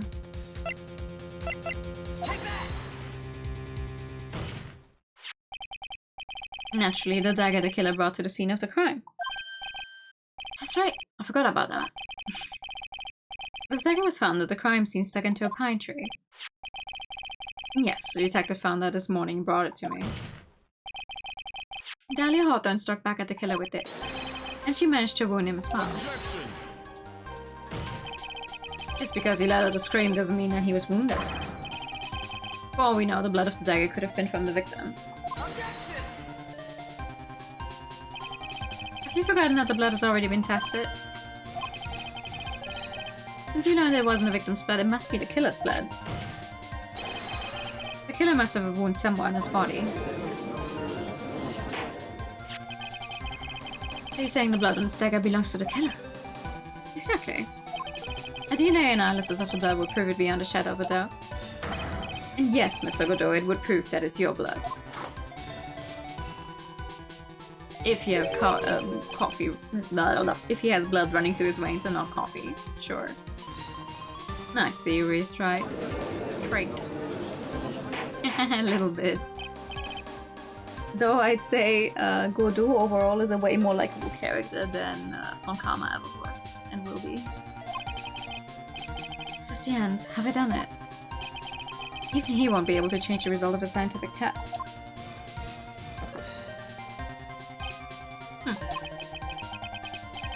Let me ask you something, Trey. Let's just say that it turned out that I was the killer. Do you really think I would be stupid enough to leave evidence like that? Just think for a second. This dagger was found this morning by a detective had brought to me. There was already blood on it, correct? But even so, I was the one who brought this dagger here to the courtroom. Yes, what does that prove? Well, if I really were the killer, I could have washed the blade off and implanted another person's blood on it. It can't be. In any case, there's one thing I can guarantee, Trey. The blood, it doesn't belong to me. Not a chance. What?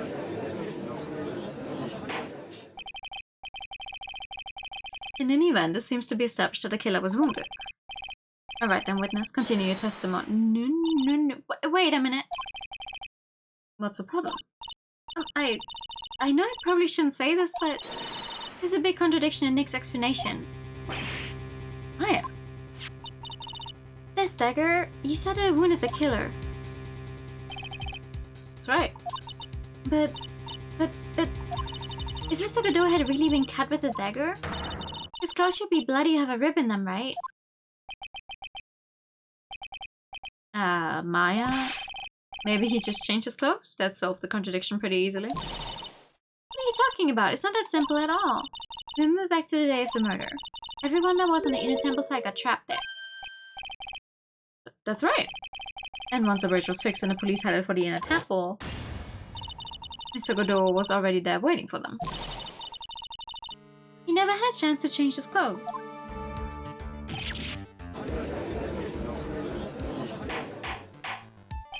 Unless he was hid somewhere you can see. Well, maybe he brought a change of clothes with him. But no one could have predicted a lightning strike that shut down the bridge. Why would anyone have brought a change of clothes? Just take smart pills during the last recess? Well then, maybe the killer took off his clothes before he committed the murder. That way he wouldn't get any blood on them. That's fucking stupid, Phoenix, and you know it. Also, it was freezing outside. No one in the right mind would have taken off the clothes.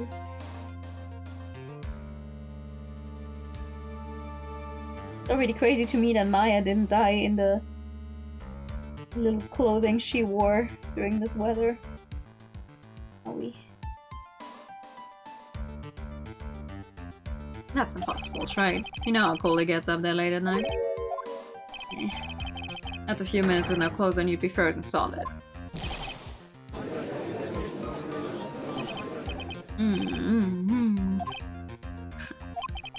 So that's all you've got. I knew you weren't tough enough to finish this. Right now, if Mia Fey were here. If Mia Fey were here, she would have closed the book on this case already. Mia Fey were here. You couldn't see it. Come on, try. Can you do it or not? How about it, Mr. Wright? You accused Mr. Godot of being the killer, but can you prove it? Have you got even one piece of evidence? The question isn't whether I can prove it or not. The fact is I have to prove it. That's the only choice I have. I always thought that it's one of the rules of being a lawyer.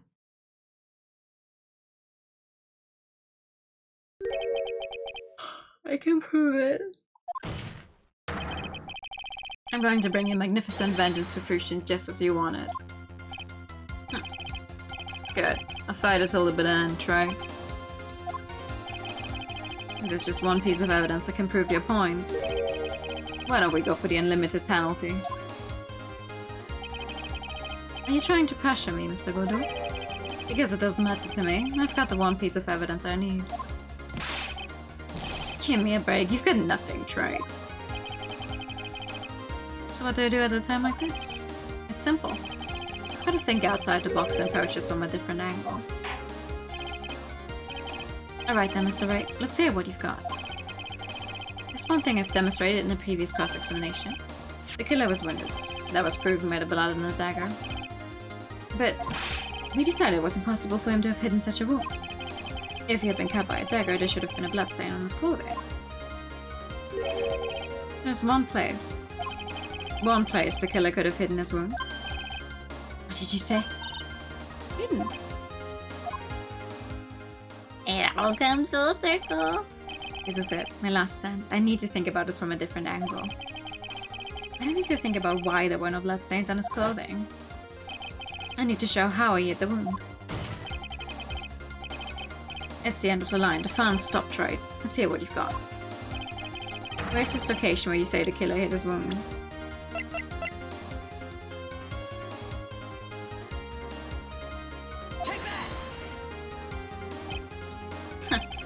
I don't know what you're talking about. And frankly, I don't need to know. What I do know is that you'd never be half the lawyer she was. Isn't that right, Trey?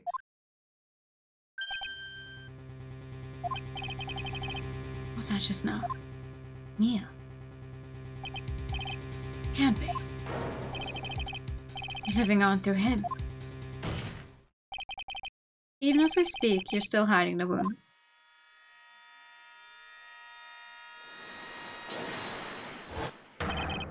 It's beneath your mask! During the fight, the red lights given off by the killer suddenly disappeared. Seconds later, the killer let out a scream. That's right, your mask went flying off your face. Mr. Godot, would you mind removing your mask? If you have a dagger wound under there somewhere. I'd say this whole case is solved.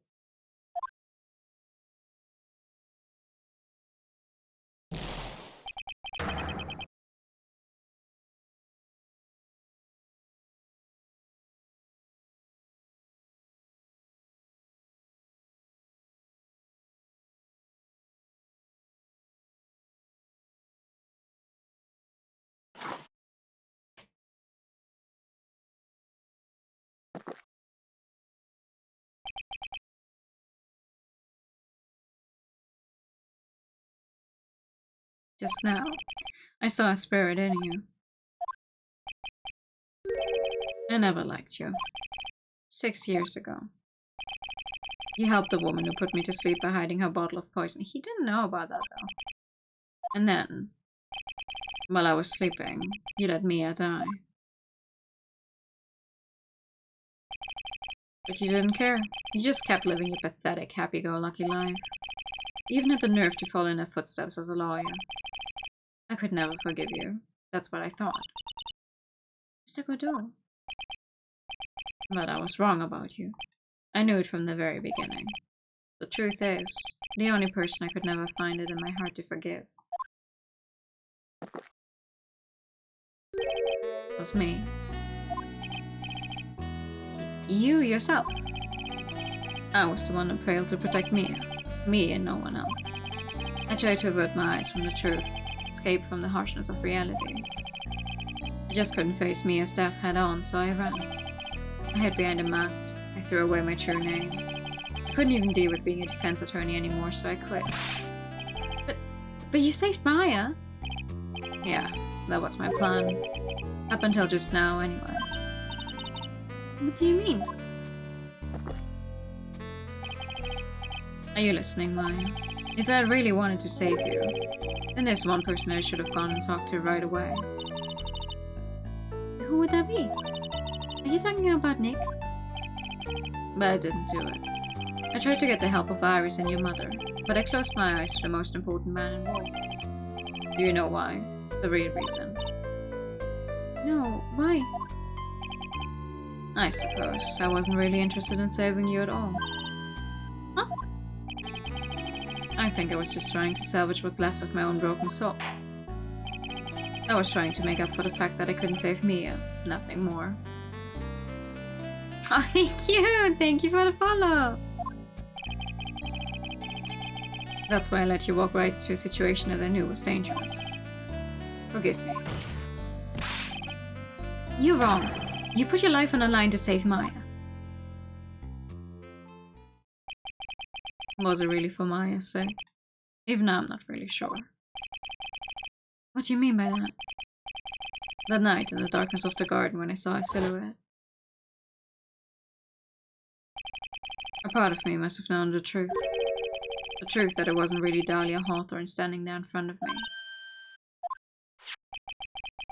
It could have been Misty Faye, or even that little girl. But I still picked up the blade. It was like I was dreaming.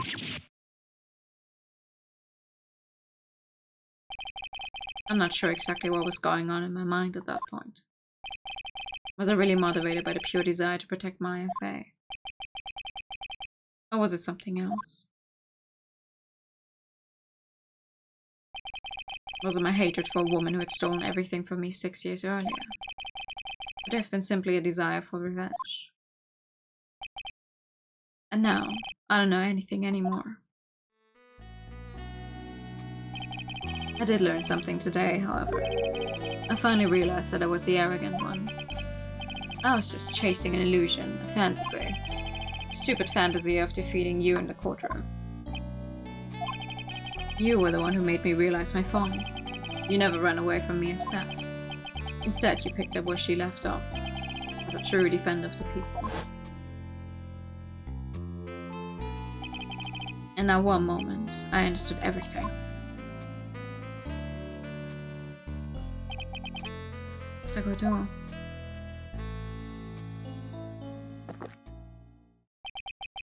I think you already know this, but if you don't, My name is Diego Armando. Mr. Armando, I believe in you. I know you were trying to save me.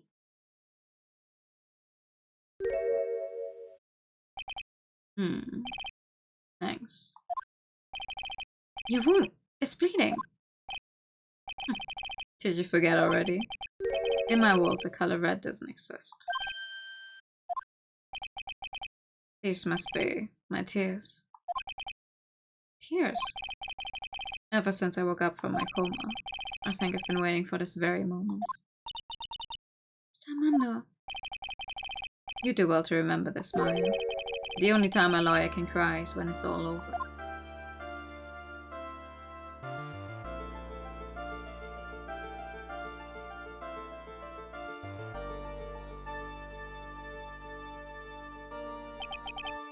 This time, it really is all over, isn't it? Defendant. Yes, Your Honor. Although you weren't directly involved in the murder, tampering with the body in the crime scene is a serious offense in itself. I understand, Your Honor. Mr. Armando explained that to me very carefully. I knew the risk and I willingly cooperated anyway. Very well. Before I hand down my verdict, is there anything you'd like to say? Hi, Humpy. Well, there's one thing. I'd like to say something to Mr. Wright. I want to apologize to you. Apologize? To me? For what? For the case 5 years ago, of course.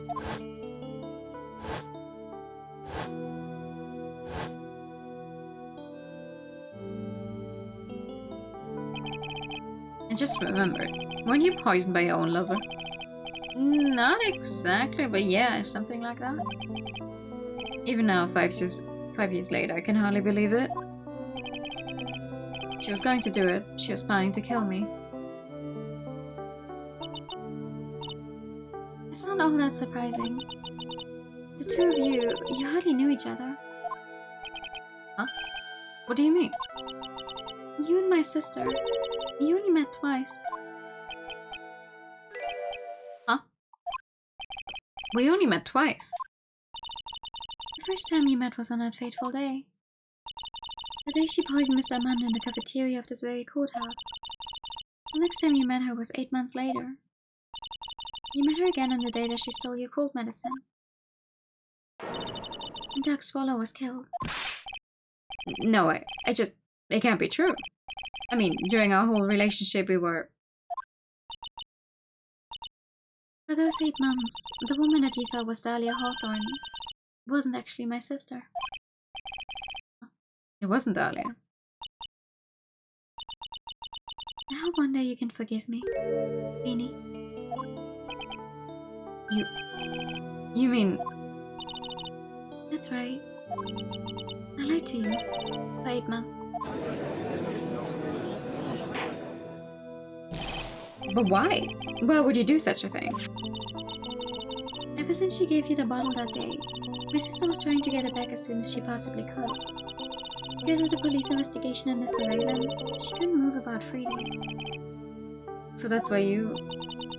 My sister, from the beginning she was prepared for the worst. Prepared for the worst?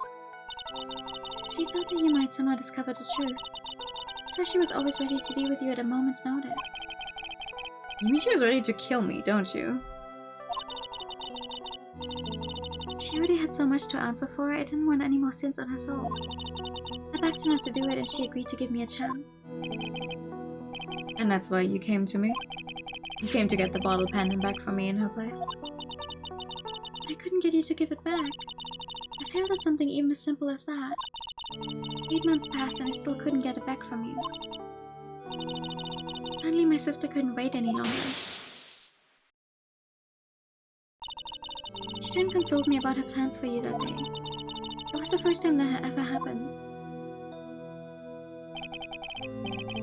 That was a bit strange, wasn't it? Up until that day, you two were partners in crime and she would confer with you. I think she must have noticed. Noticed what? My feelings for you. If I had found out she was planning to kill you, I would have done whatever was necessary to stop her. Even if it meant her life. Or mine. Spending those 8 months by your side, my feelings towards you, they changed. I have something to say to you too. Yes? You really are the person I always thought you were. Even after Dahlia Hawthorne was found guilty, I still believed in you.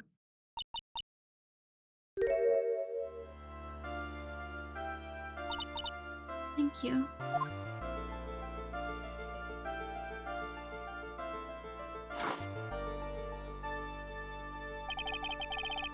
How many cups of darkness have I drank over the years? Even I don't know.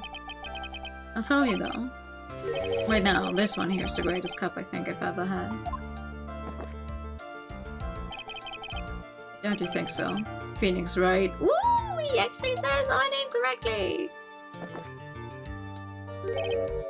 Yeah, I think you're right. The purpose of this trial was to rule on the murder of the victim, Elise Stoner. At some point, I expect you will be tried for your role as an accomplice in the case. I understand, Your Honor. It does! It does! It's such a good case, it's crazy. Very well. On the charge of murder, I hereby find the defendant. Hot Mickey! Court is now adjourned! No! It's still murder. It's still murder.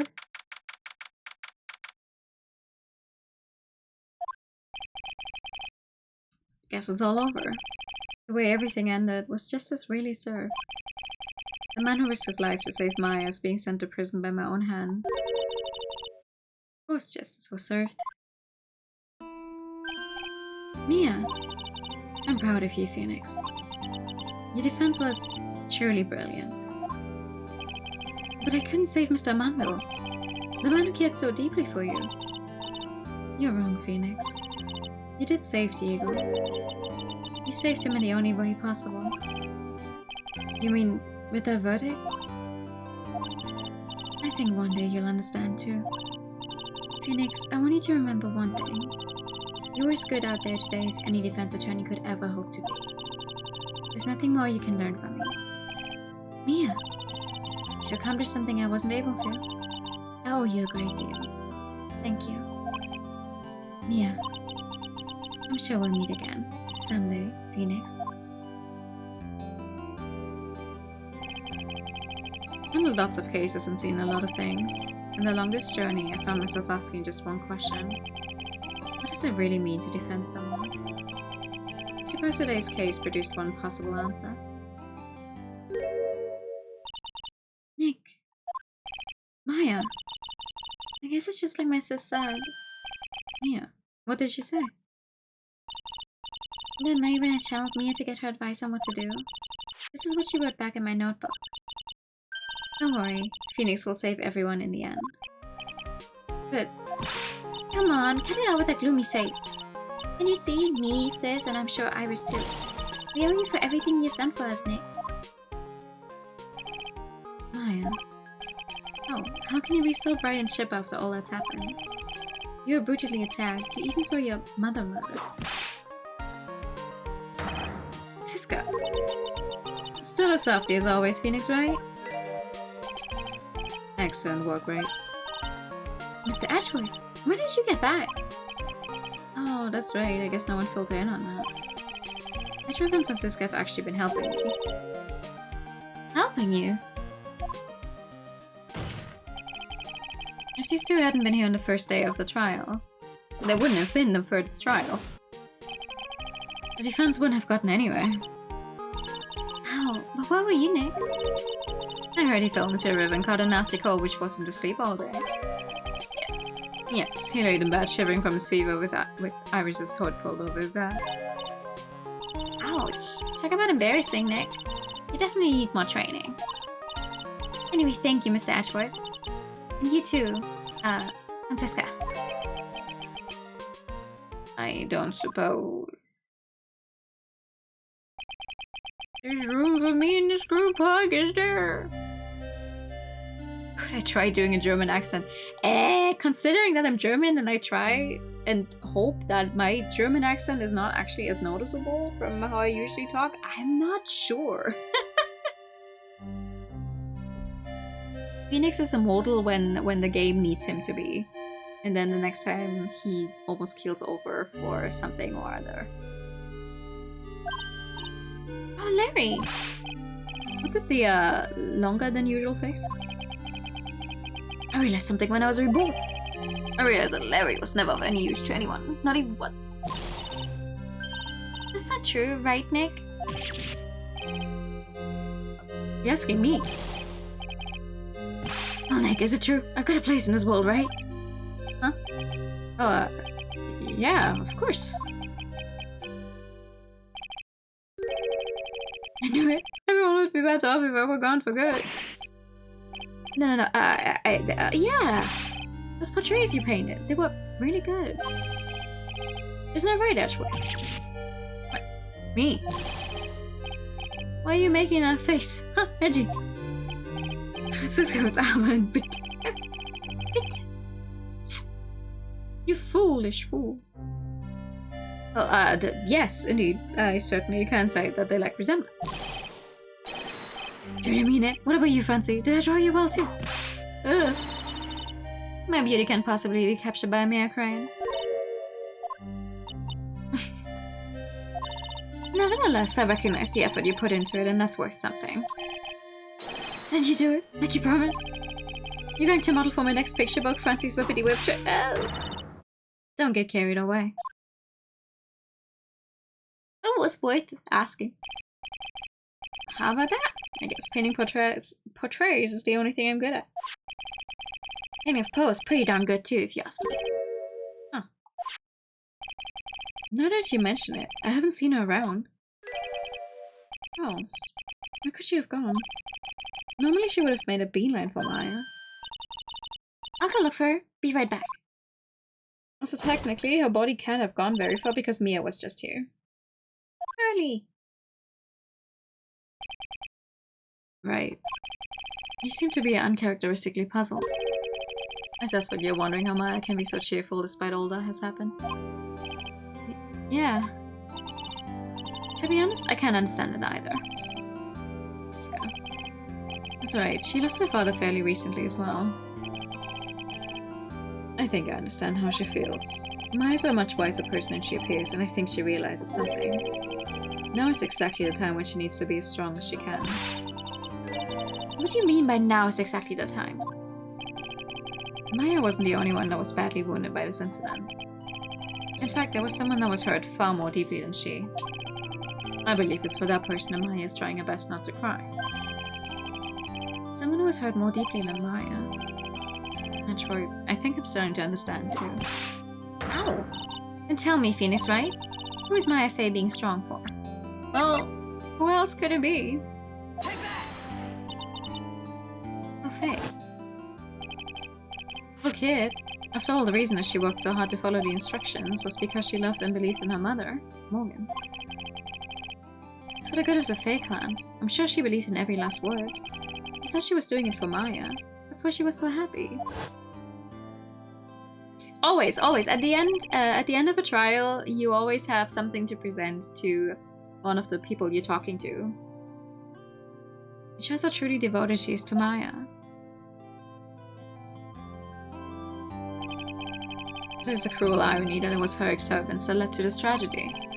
Maya Fey's mother was killed and Maya herself was put into the deepest peril imaginable. And that's exactly why Maya's putting on a brave face. She's doing it for Pearl's sake. Until she can see her smile again. Oh hey, so this is where you all were. Looks like we got— What was that for, sir? Sorry about that, Scruffy. My whip just seems to have a mind of its own. What's up, Detective Gumshoe? Oh, you know, this and that. Anyway, congrats on your win. Let's go out tonight, pal. Dinner's on me. My salary's just sort of kind of gone down by a teeny weeny bit, but it's alright. I made reservations at a first-class French restaurant tonight. Pretty good work, Scruffy. The whip was your reward. Detective Gumshoe. You said a first-class French restaurant. You don't mean... Sure, yeah. Where else? I knew it! Don't. Come on, let's go, everyone. Can't keep Maggie waiting, pal. Fogodo, okay. Hey, you, Crybaby, you invited too. No, forget about me. Pearl and I will be at the loser's shack eating potatoes. You know, Maya's taking an awfully long time to get back. She's still out looking for pearls. Oh, Maya, what's wrong? Nick, what do I do? Pearly, I can't find her anywhere. Huh? I bet she just went back home, that's all. I thought so too, so I called the village. But no one has heard from her. She was just here. This has never happened before. Yes, I figured she's been badly hurt by this incident. She feels responsible for the tragedy that has befallen you, Maya. But none of this was her fault. What should I do? Detective Gamshu. Yeah, what is it, pal? Should you guys go on ahead? But what about you? Maya and I we'll join you guys once we find pearls. Nick! Don't worry about us, Detective Gumshoe. We may be a little late, but we'll definitely be there. We have a lot of celebrating to do tonight, and I wouldn't miss it for the world. Yeah, but you're the... Very well, Phoenix, right? We'll go on ahead. Don't keep us waiting, right? We won't. But where should we look? Where could Pearly have gone? Let's go, Maya. There's only one place I can think of that pearls might have gone to.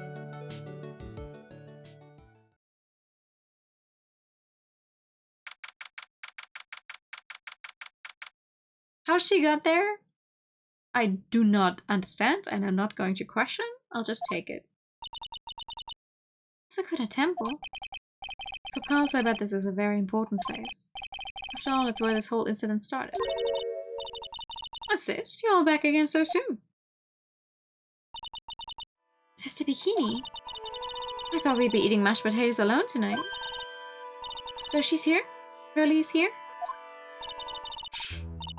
She will get to the town by walking, but so quickly? She literally had just channeled Mia and we were talking and then she immediately booked it. She's in the training hall. Why don't you hurry along and go see her? Okay.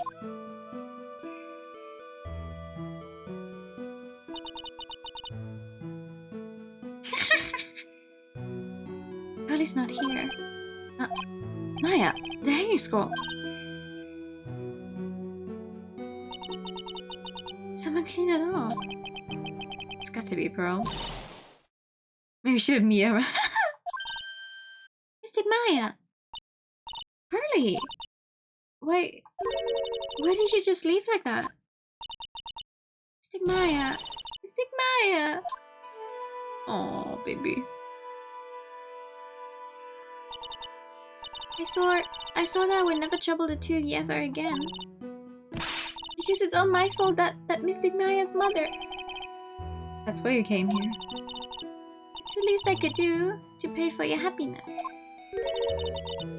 You don't have to do that, Pearly. It wasn't your fault. You didn't do anything wrong. Of course I'm sad that my mother is gone, but how do I say this? I'm still happy. You don't have to lie just to make me feel better. No, really. It's true. The only reason I'm still here at all is thanks to everyone who was there for me. My sis, my mother, Mr. Armando, Nick, and you. If even one of you weren't there, I'm sure I wouldn't still be alive right now. That's why I have to be strong. For all the people that were there for me when I needed them. That's all I can really do. Mystic Maya. I'm impressed. You truly are the daughter of Mystic. Sister Bikini. Your mother, Mystic Misty, was a strong woman indeed. I want to tell you what she said to me that night. After dishonoring the good name of Kudain, I don't have the right to face my daughter. Still, Maya's always in my thoughts. It's true. She'll always be with me until the day I die. Your spirit was with her. That's why your mother was so strong. Even at the end, I'm sure she had no regrets. She'll always be with me until the day I die, huh?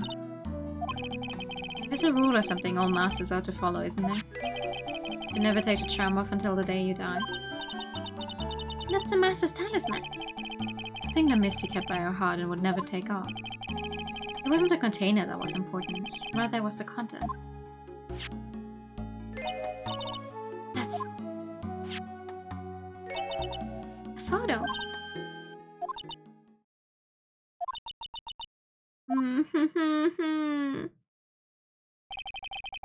It's only natural for living creatures to fight to protect their own lives.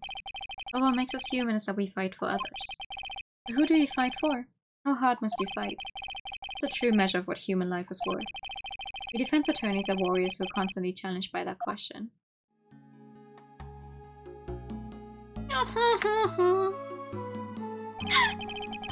Even when the battle is over and the bonds that connect us are severed, we always return, time and time again.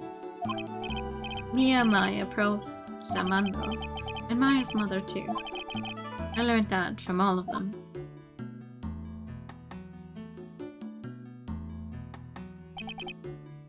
Well, shall we get going? Everyone is waiting. This is a day to remember, a day when a lot of things were finally put to rest. I think we should celebrate that we've overcome today. But I still can't... Go on, sweetie. You can come back for training anytime. Okay. Alright, I'm going to make a brand new start too. Sister Bikini, I'll be back for more training. I promise. I know, and I won't go easy on you just because you're the future master. I'll make sure to prepare reservations for the three of you when you come back. Oh! Alright, we're going to have a great feast today, Pearly. You know why? Because training is a battle of endurance. Okay, Mystic Maya, I'll eat lots and lots of food tonight. You know, there's one thing I don't get, and probably don't want to, but... What is it, Nick? Reservations for training is fine and all, but why for three? Come on, what do you think? You're one of us, Nick. Next time you can train right alongside us. Huh? I'll be waiting for you. Sister Bikini will take special care of you. Huh? That'll be great, Nick. We're going to do the special course naturally. That's a great idea. After all, Mr. Nick, you'd do anything with Mystic Maya, wouldn't you? Even walk on hot coals, right? We'll have a nice big meal before we come next time, right, Nick? You know, I was wondering if I can say just one little thing. Sure, of course you can. I love this part. I can't wait to hear it. I'm getting goosebumps too. Well then, here goes nothing.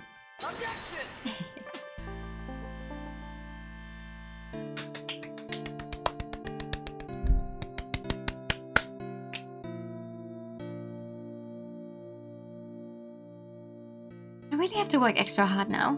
Must have quit in the office manager of Right and Co. Law Officers. I'd have to be a good big sister to Pearly and Nick too. Well, as long as I'm not locked up or captured or something like that. Yay! Last Phoenix objection for a couple games? That's true. Mr. Nick really is Mystic Maya's knight in shining armor. We went through with the special course all the way to the end. Actually, I heard there's a legendary extra special ultra course here too. I think I'll surprise the two of them by making them a secret reservation. Oh, Pearly, please don't. Hi, TK! But yeah! Woo! We did it! Maggie bought me a brand new coat as a present, pal. 10 years younger. I'll never take it off. Jesus, I keep forgetting about the rumble. Some of you just don't seem the same. I guess a dirty, shabby old overcoat is just more detective-like, sir. Don't worry about it. In the name of love, a man will soil himself silly.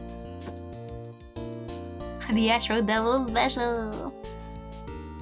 That's my turn soon. No, my parents are already in bed, so the cats will not be bothering me tonight anymore. Mr. Wright, I'm in your debt. Next to you, the treasures of Kuda, and except it was a great day. Didn't get to see Miss Von Kamo, who I hadn't seen for almost a year. She taught me how to use a whip and said I must show you what I've learned. Please don't.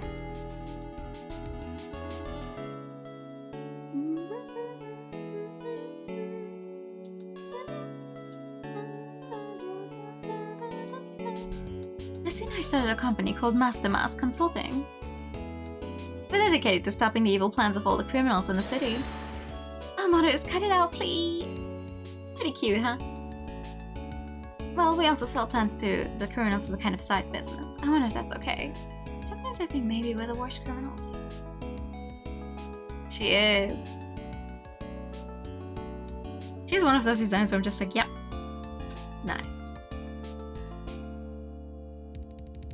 I wanted to show my appreciation to Mr. Wright for exterminating Don Tigre. So I lent him $500,000 and a tea set. A special thick tea, one I mixed with my own 2 hands. I bet he's drinking it now. Been through compromise.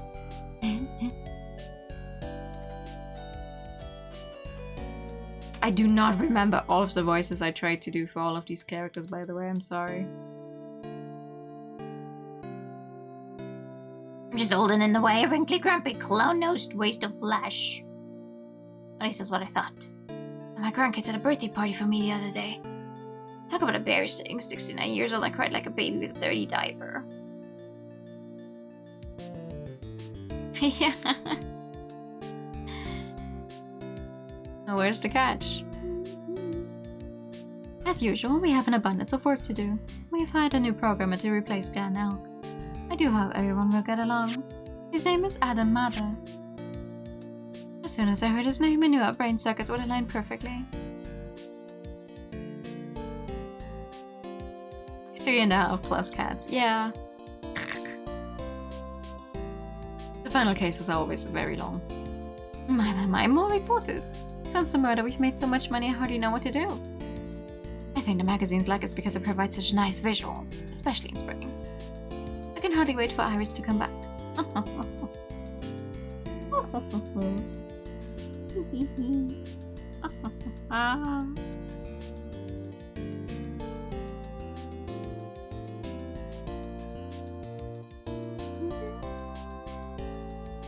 Well, stream is gonna end after these credits anyway, don't worry. You turned into such a fine gentleman, Feely. It was so sweet of you and everyone else to come and visit me here the other day. Of course, I was happy that you constantly had your eyes on me, but what kind of bad when a little one slapped you so hard you got a nose bleed?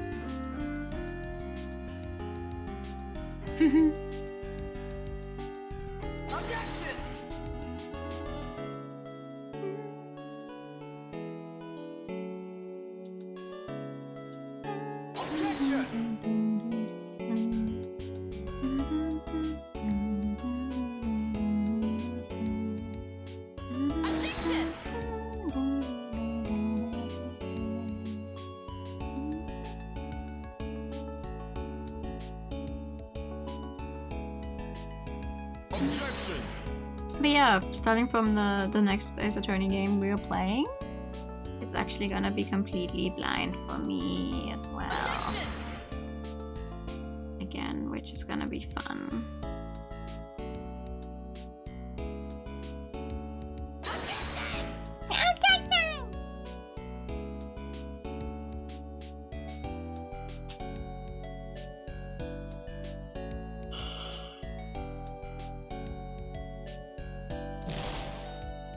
What's this? I'm back from a long and tiring vacation. No one is here to greet me. I guess while I was gone, my little whippersnapper buddy quit and I've got no one. What a floaty, crazy security room is this supposed to be anyway? With all the flashing lights and switches, I feel like some sort of space alien. Now what am I going to do with all these macadamia nuts I brought back for everyone? If I bring them over to Edgy Point exactly by, I really can't exactly say I'm afraid something just painful, this fragile heart. When will I ever find a gentleman who will treat me like a friend lady?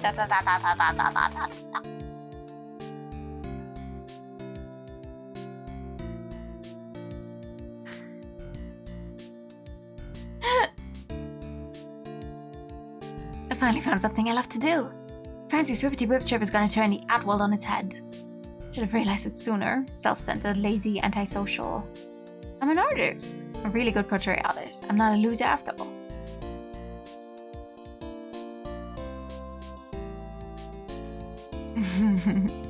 To be fair though, I think it's nice that they... Yeah.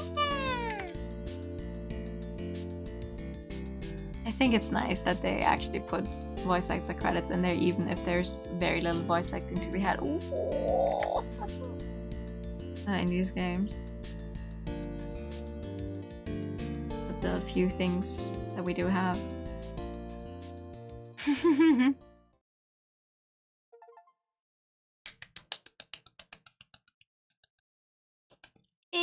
Let's go.